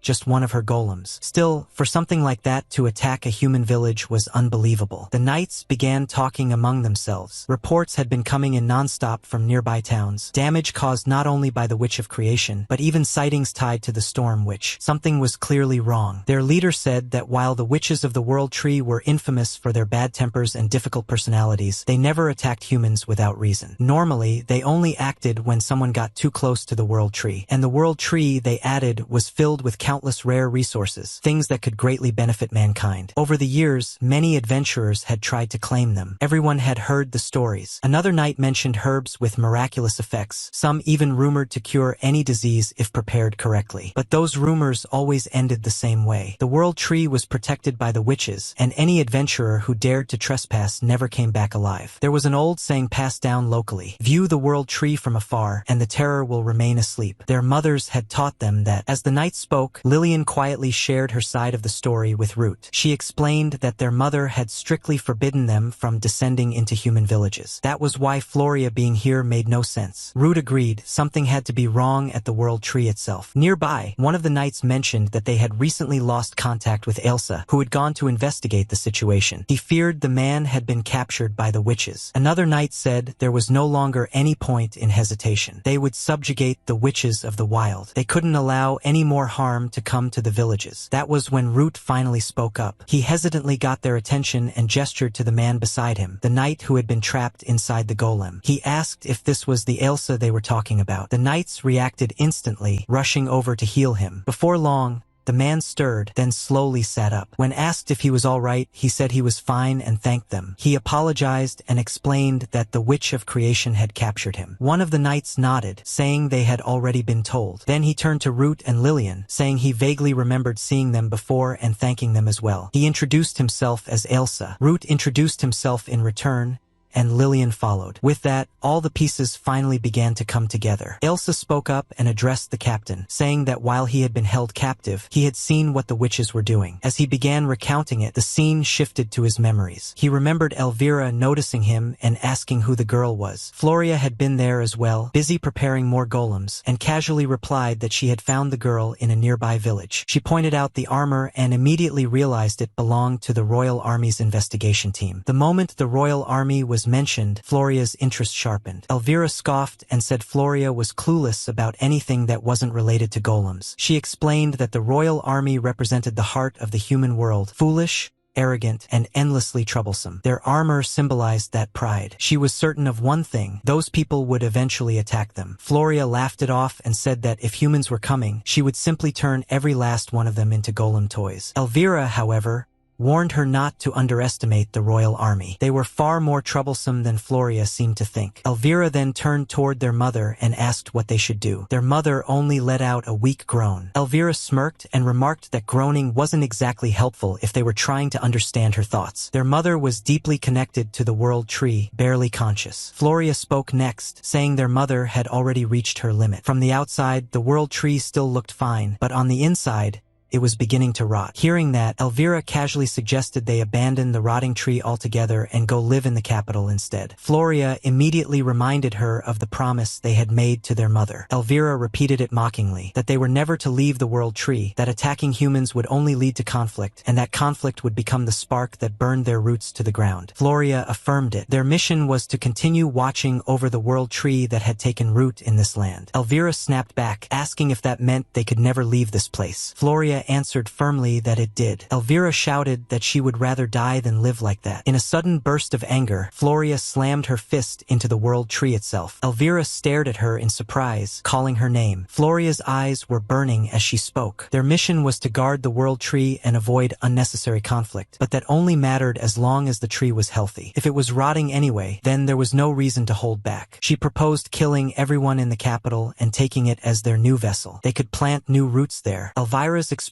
twisted into a grin. Now that, she said, was an idea she liked. Elsa had heard all of this. Panic filled him as he realized how dangerous the situation truly was. He needed to warn the others immediately, but his body wouldn't move. Elvira said that the fact an investigation team had shown up meant the Royal Army was already moving. Their first step, she decided, would be to wipe them out. Floria agreed, adding that they would need far more golems for that, which meant harvesting humans with magical talent. Elvira sounded almost excited as she told her sister to get to work. Then she casually added that she had forgotten something important. They should also finish off that girl. As Floria rode atop a golem and began preparing for the attack, Ailsa could only repeat one thought in his mind. He had to warn them. Back in the present, Ailsa finished his report. The knight captain's expression hardened when she heard the words, "Kill everyone in the capital." Root quietly added that the World Tree itself was rotting. That made the situation even clearer. The captain said there was no time to lose. They would launch a surprise attack before before the witches could complete their preparations. If Verdant had truly lost her power, this might be their only chance. Root hesitated, then asked if they could come along as well. He was sure they could help. The knights exchanged glances, but Elsa spoke up and agreed. The captain nodded and said they would be glad to have them, shaking Root's hand to seal it. With the alliance formed, everyone looked once more toward the distant world tree. Root thought to himself that if the world tree withered completely, saving Rona would become impossible. Still, there had to be another way. Lillian stepped closer and asked if he was holding up all right. Root answered that they would accompany the knights for now. Their top priority was meeting Verdant. The knight captain agreed and ordered everyone to move immediately, setting a direct course for the world tree before the witches had time to prepare. Lillian pointed out that no matter how fast they moved, it would still take at least half a day to reach it. Shouldn't they rest at a village first? The captain said there was no need. Then she activated a spell, chanting an enchantment of the Thunder Emperor. Lightning surged through the group. Root and Lillian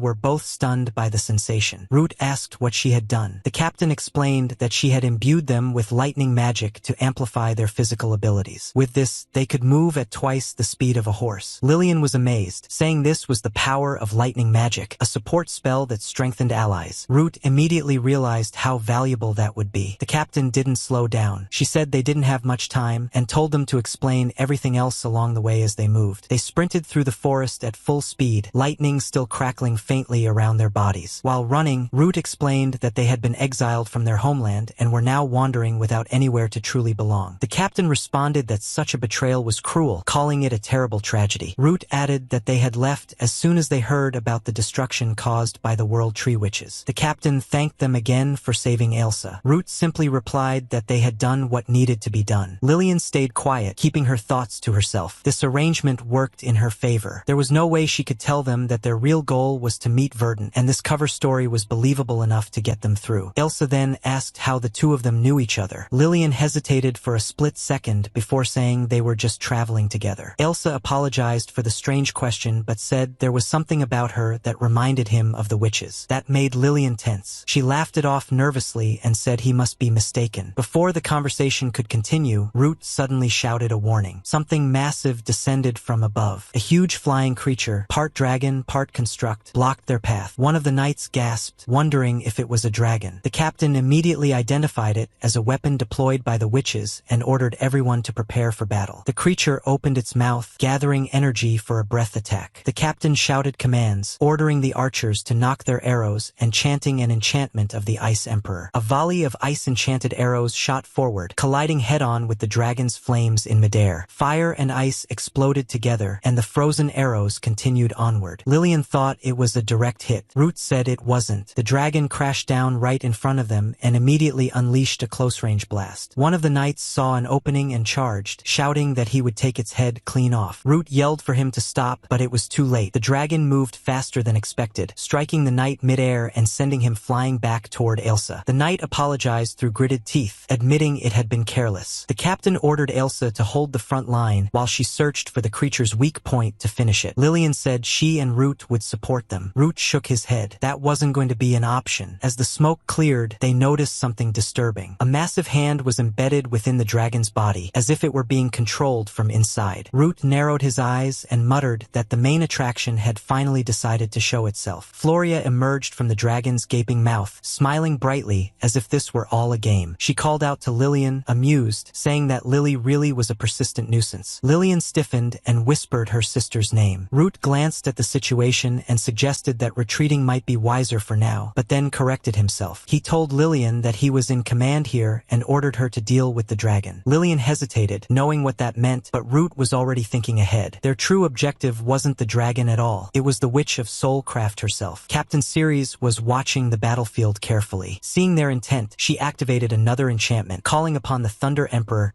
and imbuing both Root and Lillian with even greater speed and power. Floria scoffed, warning them not to get cocky just because they had destroyed one of her golems. She began hurling attacks at them in rapid succession. Thanks to the lightning enhancement, Root and Lillian narrowly avoided each strike, moving faster than the eye could follow. Floria grew more irritated, but at the same time, she looked delighted. She declared that she wouldn't even bother turning them into golems anymore. She would tear them apart right there. As she began preparing another spell, Root told Lillian to take them upward. She responded instantly, instantly. Shadows surged beneath them, lifting them into the air. Floria blinked in surprise, clearly not expecting that. Root and Lillian used the opening to reposition and prepare their next move. Floria snarled, accusing them of trying to run away again and mocking her. She refused to let them keep escaping and immediately gave chase, her excitement growing as she pursued them relentlessly. While they ran, Root muttered that he would rather not reveal all his abilities in front of Ceres and the other knights. They needed to put some distance between themselves and the others first. Floria stayed close behind, clearly enjoying the hunt, closing the gap little by little. At last, Root decided they had gone far enough. He stopped and turned around,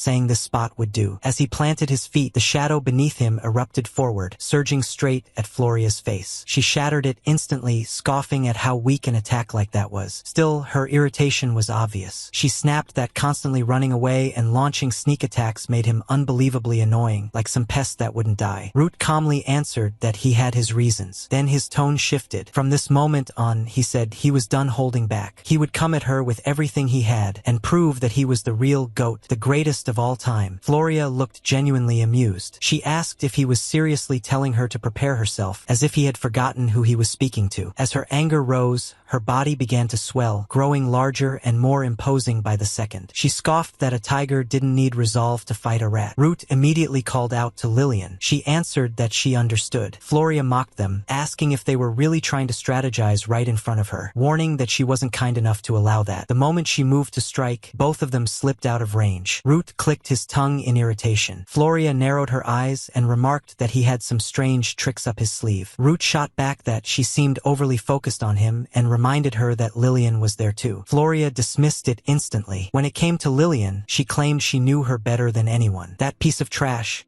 she said, couldn't accomplish anything on her own. After she finished tearing Root apart, she would dote on Lily properly. She rushed him with full force. Root barely managed to block her punch with his sword, panic flickering across his face as the impact rattled his entire body. But while Floria's attention was completely locked onto him, Lillian was quietly gathering magic behind them. She told herself that she could fight too. Root continued to keep Floria occupied, pushing himself to his limits. Then a massive fireball slammed into Floria's back, far stronger than before. Root felt it instantly. This was it. He shouted and lunged forward, striking with everything he had. Floria caught his sword with her bare hand. Smiling, she asked if he really thought that was his chance. Wasn't Lillian supposed to be his trump card? Panic finally surfaced on Root's face. In the next instant, Floria punched him hard enough to send him flying. She turned her attention to Lillian, smiling gently. She said she had witnessed Lillian's sudden spike in magical power during the last battle, but fire element attacks were useless against her. She explained her ability, Flendra Flame Nullification, an absolute creation skill that completely nullified all fire attribute attacks. Lillian froze, unable to believe it. Even as Root struggled back to his feet, he muttered the name of the ability under his breath, understanding what it meant. Floria calmly explained that fire was the natural enemy of the world tree. After centuries of contending with it, she had perfected an absolute defense. Root stood again, shadows gathering at his side, and launched another strike with his shadow. At the same time, Lillian refused to give up. She pushed herself once more, chanting through gritted teeth, calling upon the blazing fires of heaven and the scorching flames of the earth, weaving crimson flame, raging winds,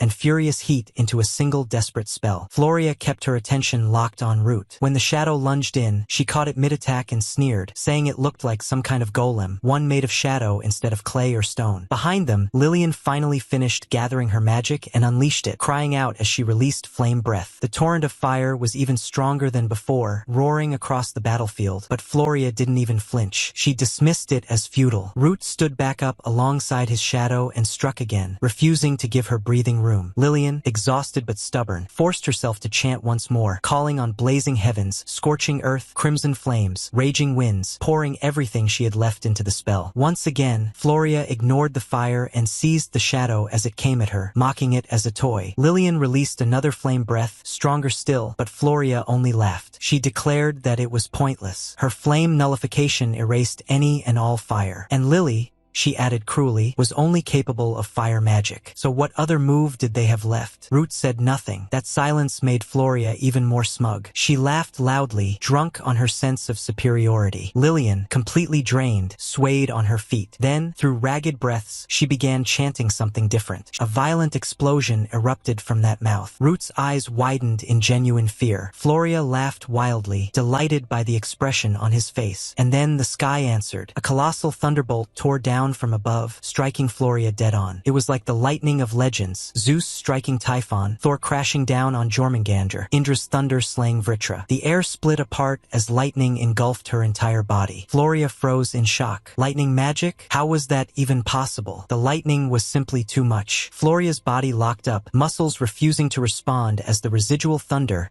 still crackled around her. She couldn't even lift a finger. Lillian, meanwhile, was completely spent, barely able to stay on her feet, but that was enough. That single moment was the opening Root had been waiting for all along. He stepped in close and told Floria calmly that the reason she lost was simple. She had underestimated Lillian far too much. As he spoke, he activated another function of his ability. A notification appeared explaining mana severance, an ability that read the target's mana flow and forcibly cut it off, stripping them of all power. The moment it took effect, Floria's strength vanished. Her body went limp and she collapsed. Root caught her before she hit the ground. More notifications followed, laying out the truth of the battle. By repeatedly casting fire spells, Lillian had been made to look harmless, lulling Floria into lowering her guard. With the lightning enhancement provided earlier, Lillian had been able to channel all her remaining mana into a single lightning spell. Using the opening that created, and with guidance from Root's mana circuit analysis, Root had severed Floria's mana flow and neutralized her completely. It had all been planned from the start. Root turned to Lillian and asked if she was all right, still holding Floria in his arms. Lillian nodded weakly and said she was, somehow. Then she hesitated and asked about Floria. Root reassured her. He said it was fine, he hadn't killed her. Floria was still alive because she was going to be the key to opening the path to the World Tree. Nearby, the knights were still locked in a desperate struggle with the dragon. They kept chanting and chant, Ice Emperor, volley after volley flying through the air, only for the dragon to counter each time with scorching fire breath. The clash of ice and flame filled the battlefield. Elsa refused to fall back. Again and again he pushed forward, and this time he managed to land a clean ice-infused strike. Frost spread across the dragon's face, and the knights followed up instantly with a fire arrow. A massive explosion swallowed the dragon in smoke. For a moment, hope flickered. Someone asked if they had finally done it. The captain immediately denied it. The smoke cleared, and the dragon rose again. Disbelief spread through the ranks. One knight muttered that it was impossible. The dragon roared and retaliated, smashing Elsa aside and sending him flying straight back toward Captain Ceres. It began gathering mana once more, preparing an even larger flame attack. The knights were clearly reaching their limit. Still, Elsa shouted for them not to give up and ordered them to form a defensive wall. Ceres stepped forward, telling everyone to get behind her as she raised her barrier. Even as the fire pressed in, she steeled herself, thinking that even if they fell here, reinforcements from the capital would avenge them. The dragon's mana surged, condensing into a massive fireball. This was it. Then something changed. The dragon suddenly froze mid-motion. His attack fizzled out. Confusion rippled through the battlefield. The knights stared as the dragon abruptly turned around and fled. Someone shouted that it was retreating. Others cheered, convinced their attacks had finally worked. But Ceres didn't cheer. She didn't understand what had just happened. Elsewhere, Root was standing extremely close to Floria, supporting her weakened body. He muttered that he had made it just in time. Lillian asked what he was doing, clearly alarmed. Root told her not to worry and said he would explain. Then he looked up. The dragon was flying straight toward them. Lillian panicked, but Root calmly explained that he had manipulated Floria's mana flow and seized control of the dragon golem. When she asked what he meant by seizing control,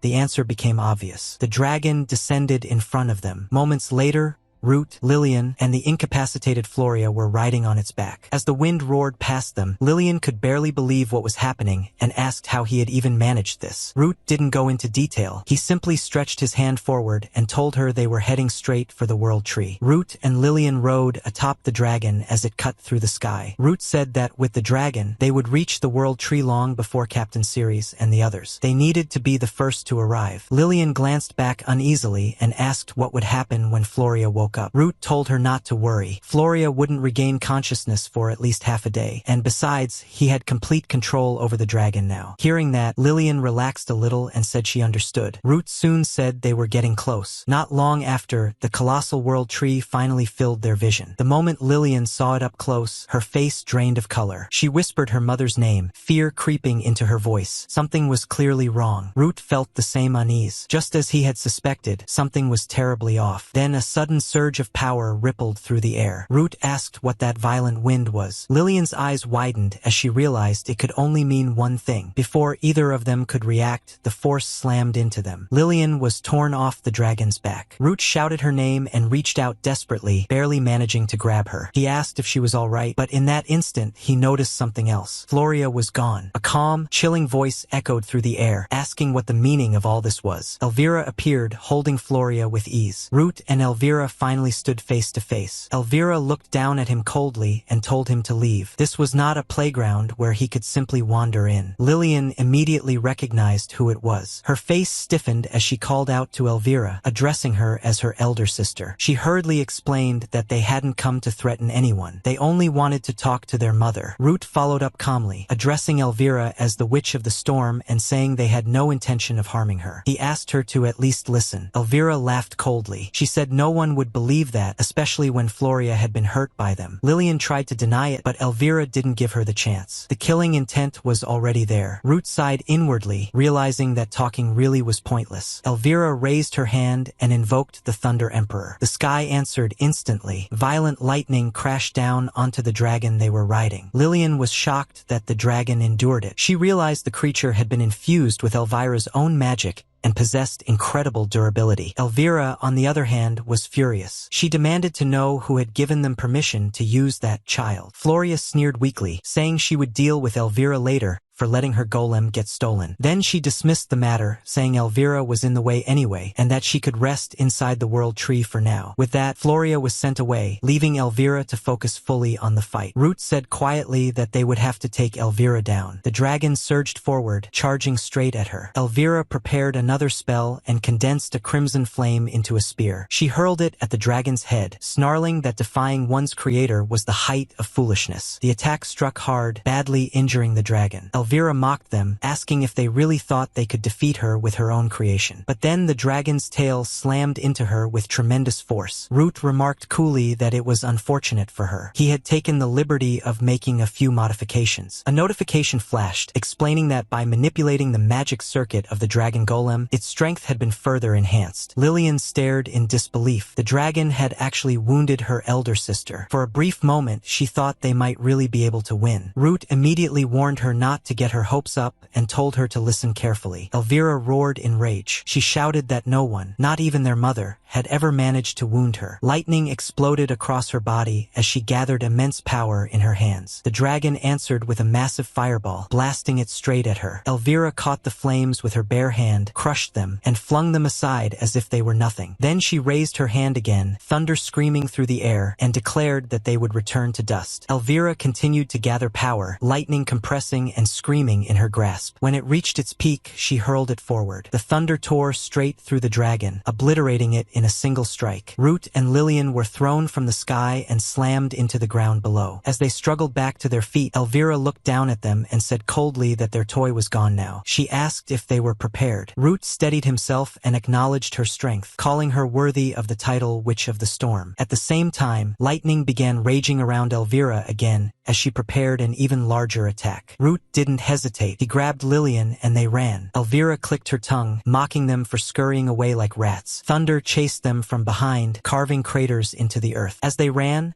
Root spoke calmly, saying he could read her attacks like an open book. Even with all that magical power, he said, it was nothing more than treasure she didn't know how to properly use. A notification flickered in front of him, confirming it, an attack path guide that revealed the trajectory of her strikes and the optimal way to evade them. Elvira shouted in fury at his insolence. Root kept provoking her, taunting that she looked impressive soaring in the sky, yet couldn't land a single hit on him. Her frustration boiled over. She wondered if this was just a cheap taunt, if he thought he stood a chance by luring her closer. In the end, she decided to indulge him. She condensed an enormous thunderbolt in her hand and declared that she would play along with his game. Whatever his plan was, she said, there was no way he could block this. Then she charged straight at him, lightning roaring, promising to make him regret it even in the afterlife. This wasn't the borrowed thunder they had used against Floria. This was the true power of the Witch of the Storm, the thunder of a being who stood closer to a god than any human ever could. Root didn't flinch. He said her arrogance would be her downfall. Shadows erupted around him, spreading outward and swallowing the battlefield. As Elvira closed in,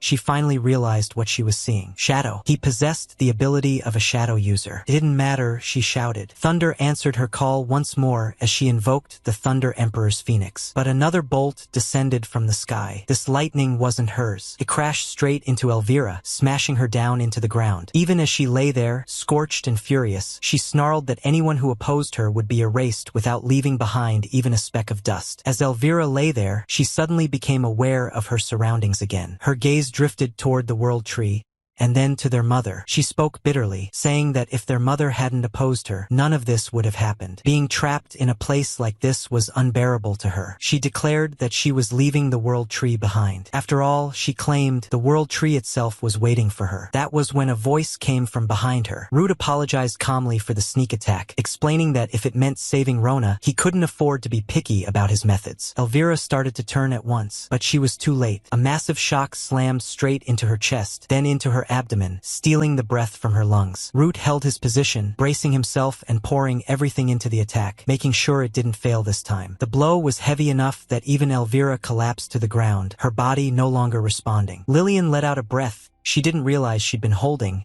and said that it seemed to have worked. Root, however, immediately told her to listen carefully. Against her sister, a direct confrontation would never work. The only way to win was to catch Elvira off guard and neutralize her completely. Lillian instinctively protested. Catching her elder sister off guard sounded impossible. Root cut her off and told her to use the magic stone they had obtained from the shadowless spider. Lillian immediately understood. That stone could conceal one's presence. Root explained the plan calmly. She would dodge Elvira's attacks, slip behind her, and when he gave the signal, she would use magic to move at high speed and evade the counterattack. For that, he needed her power. Lillian hesitated, pointing out that Root could replicate any magic he had experienced before. Root reminded her that she had already done it herself, just like when she had reproduced lightning magic. Realization dawned on her. It was Ciri's support magic. Root asked her if she could do it just like back when they were on the dragon. Lillian answered that she understood, and now, in the present, it had worked exactly as planned. Root told her he had believed she could pull it off. Lillian smiled, relief and pride mixing together. After that, Root silently lifted Elvira and began carrying her toward the world tree. Lillian called out to him once, but he didn't answer. He simply kept walking. After a while, he finally spoke and said they should go see Wardina. Lillian agreed and followed him. When they reached the world tree, Lillian placed her hand against its bark and quietly greeted it, calling it an old tree. In response, a hidden door slowly opened. The two of them stepped inside. Within, Lillian called out to her mother again and again. Wardina looked weak, her voice faint, but slowly her eyes opened. She murmured Lillian's name in disbelief. Her gaze then shifted, noticing that both Floria and Elvira were unconscious. She said calmly that Lillian had grown strong. Lillian and her mother shared a quiet, emotional moment, one filled with things that didn't need words. Then Root stepped forward. He addressed Wardina as the Witch of Regeneration and said he wished to rely on her power, the power that wove life itself and breathed vitality into the earth. He asked her to save his sister, Rona, whose soul resided within him. Wardina observed Lillian again and remarked that she had changed greatly, adding that it seemed to be thanks to Root. Lillian immediately spoke up, calling Wardina her mother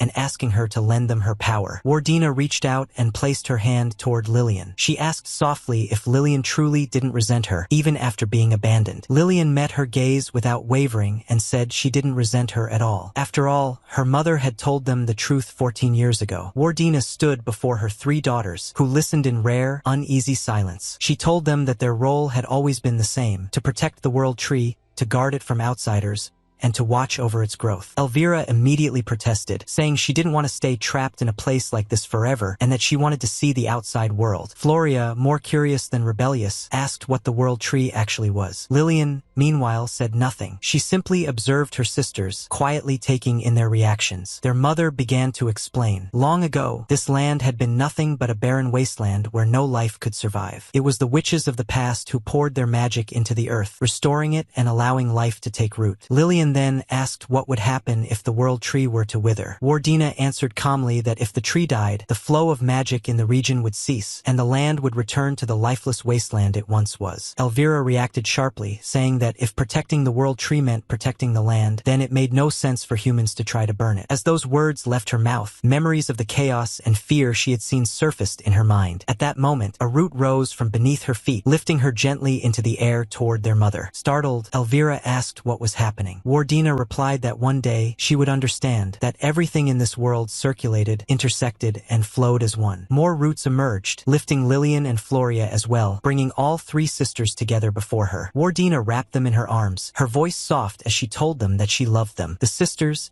despite everything, found comfort in that embrace. Back in the present, Lillian explained that those words had been sincere. Only now did she truly understand that protecting the World Tree also meant protecting countless people. Wardina smiled gently when she saw that realization reflected in Lillian's eyes. Lillian then asked what power she had ever possessed that would have allowed her to remain at the World Tree back then. Wardina answered honestly, saying that none of them could leave the World Tree. If Lillian had stayed, by now she likely would have. She didn't finish the sentence. Lillian nodded and said she understood. Back then, her mother had had no choice but to drive her away coldly. Wardina didn't deny it. She then turned to Root and thanked him for helping Lillian grow, saying she would cooperate with him. Root immediately brought up his sister, but Wardina interrupted, apologizing as she said that it was impossible. Even Lillian was caught off guard by that answer. Root could already see it coming. To him, it was obvious that the problem lay in the weakening of the World Tree's essence. At this point, the tree had lost most of its power. Lillian panicked when she heard that and asked how such a thing was even possible. Before anyone could answer, Elvira burst into manic laughter. If the World Tree really died and the land returned to a wasteland, she said, then none of it mattered anyway. Wardina sharply called her name, but Elvira ignored her. She insisted it was all a lie meant to bind them to the World Tree, claiming she already knew the truth. Then everyone felt it: movement, heat, violence. Lillian turned pale as she saw flames rising outside. The World Tree was under attack. Knights were advancing, shouting that the World Tree monsters should come out if they didn't want to be burned along with it. Elvira snapped completely. She raged that she would slaughter them all. But Root cut in, telling her that this was exactly why the Knights were attacking in the first place, because Elvira had assaulted the surrounding towns. Even if she crushed them here, he said, the cycle of revenge would never end. Elvira scoffed, calling the Knights trash and declaring that if it came down to it, she didn't mind throwing this place away altogether. Even Wardina looked shaken by those words. Root pressed on, explaining that Elvira and her sisters were born from the World Tree itself. Their mana flowed from it. If the World Tree withered, their power would dry up as well. Elvira immediately rejected that, calling it another lie meant to deceive her. She claimed Wardina's words were nothing more than chains. But Root calmly told her that she was the one being deceived. He said he could read the flow of mana centered on the World Tree, and if it died, so would her magic. For the first time, Elvira fell silent, then angrily denied it again. Lillian stepped forward, desperate, calling out for her sister to stop. Wardina spoke then, saying that Elvira's interference with the Royal Capital Knights had already gone too far.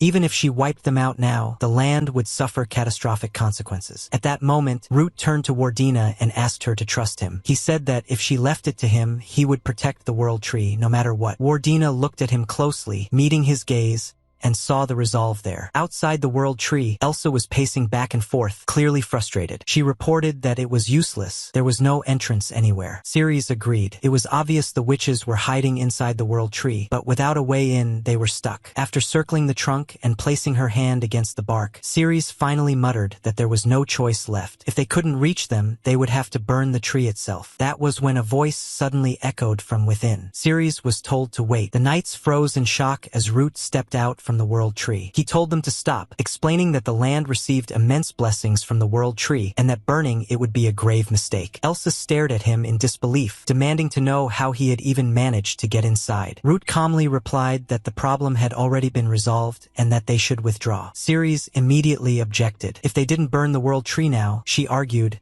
the witches would surely attack nearby towns again, leading to countless casualties. Root repeated that there was no need for that anymore. He said he had already captured the witches. To prove it, he stepped aside. Bound and restrained, Elvira and Floria were brought out, followed by Wardina herself. The sight left the knights speechless. These were the terrifying witches who had thrown entire regions into chaos, and now they were all restrained. Even Ceres struggled to process what she was seeing. Root told the knights that he was handing the witches over to them, and that they could deal with them however they saw fit. Wardina then stepped forward and faced Ceres directly. Ceres asked if she truly was Wardina, the witch of the World Tree. Wardina remained silent at first. Ceres pressed on, demanding to know why they had attacked humans in the first place. Wardina finally answered. She explained that they were guardians of the World Tree, tasked with eliminating anything that threatened it. Without the World Tree's blessings, the land itself could not sustain life. If the tree withered, the land would die with it. Ceres fired back, asking why. Then, They had attacked villages that were nowhere near the World Tree. Wardina's reply was cold and emotionless. Humans, she said, were pests that multiplied endlessly, and exterminating pests didn't require justification. Hearing that, Ceres snapped. Her anger flared instantly, and she struck. Elvira immediately snapped, demanding to know what Ceres thought she was doing. Floria panicked as well, calling out to their mother. Wardina, however, only laughed. Ceres's expression hardened. To her, that laughter confirmed everything. She coldly declared that Wardina was nothing more than a monster after all, and ordered the witches to be taken away. Then she turned to Root, clearly impressed. She admitted she hadn't expected him to capture all 3 witches so cleanly. Root brushed it off, saying it was simply that his skill happened to be a good match against them. Ceres grew curious and asked what kind of skill he possessed. From her point of view, once the witches were stripped of their magic, they were no longer something to fear. Powerless, they were no different from ordinary criminals. She then brought up Root's situation, noting that he was traveling because he had lost his hometown. With that in mind, she offered him a place among the royal knights, even promising to write a recommendation herself if he wished. Root laughed softly and declined. He said he appreciated the offer, but for now, he wanted to continue traveling the world, together with Lillian. Lillian was visibly surprised by that, while Ceres simply smiled and told him that the offer would always stand. If he ever changed his mind, he was welcome to seek them out. With that, the knights departed. Once they were gone, Lillian let out a relieved breath and said that everything seemed to have worked out in the end. Root agreed. Nearby,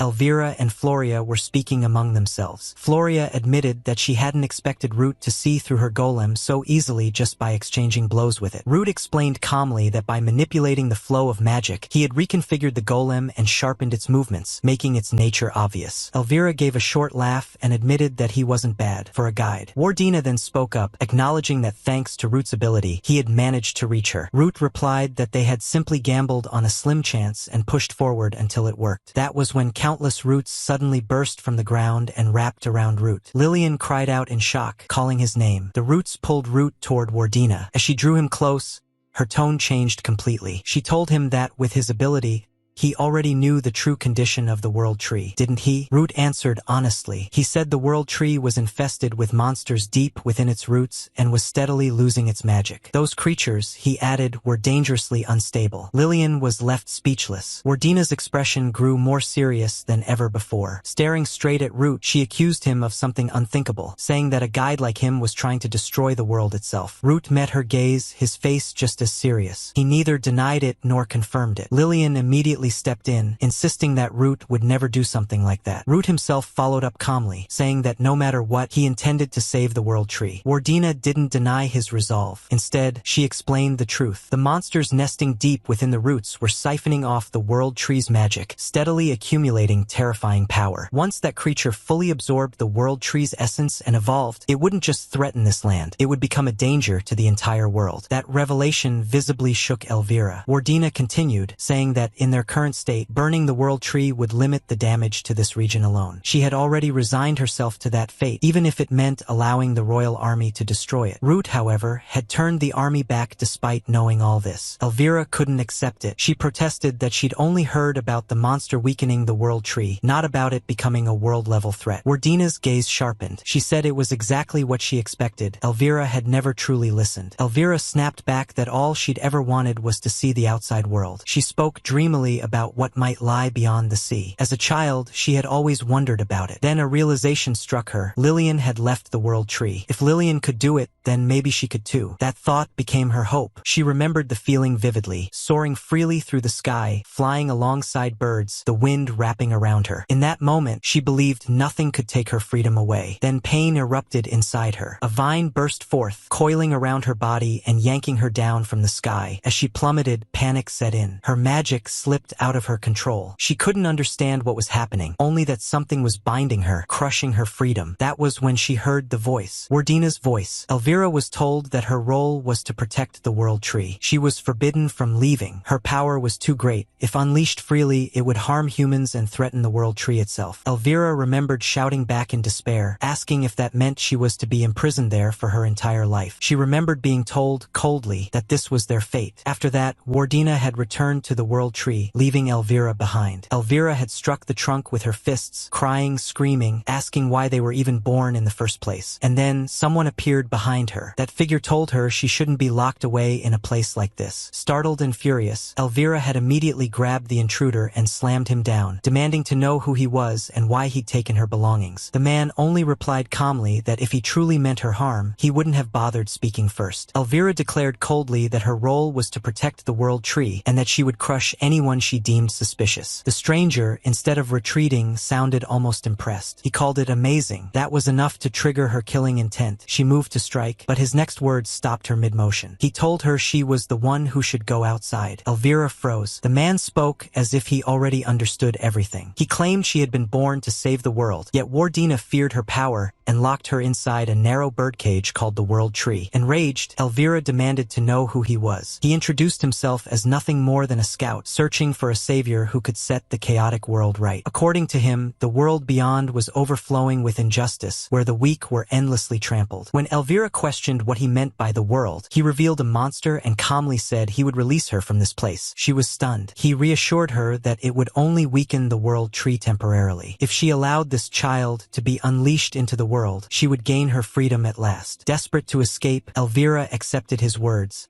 and his offer. At the time, she truly believed she had been freed. Now, standing in the present, guilt gnawed at her. She realized too late what she had done. Wardina asked Root one final question. Did he intend to destroy the world? Root answered without hesitation that he did not. Wardina then made her request. If that was the case, he must burn the World Tree before the monster within could fully evolve. Those born from the World Tree could never destroy it with their own hands. She accepted that the root of everything lay with her and entrusted the decision to him. Root replied honestly, if the World Tree withered, he would never be able to save Rona. Wardina acknowledged that even if he wished to save his sister, the World Tree had already lost much of its power. Root didn't back down. He said he still needed Wardina's strength. Then he turned to the others, Elvira, Floria, and finally Lillian. Lillian answered quietly that she was ready. Root declared his plan. They would subjugate the monster nesting within the World Tree itself. For that, he needed all of their power. Wardina said it was impossible. Even before evolving, the creature had already absorbed an enormous amount of magic and grown into a calamity. Root asked her to believe in his guidepost skill. At that moment, a notification appeared before him, initiating subjugation guide for the dweller. Witch of regeneration, Wardina. Witch of the storm, Elvira. Witch of soul creation, Floria. Witch of the great vessel, Lillian. Please form a party with each witch. That was his answer. Root declared that he would save the World Tree and prove once and for all that he could save Rona too. Now, if you don't want to miss out the epic battle that's about to come, then subscribe now, turn on all the notifications.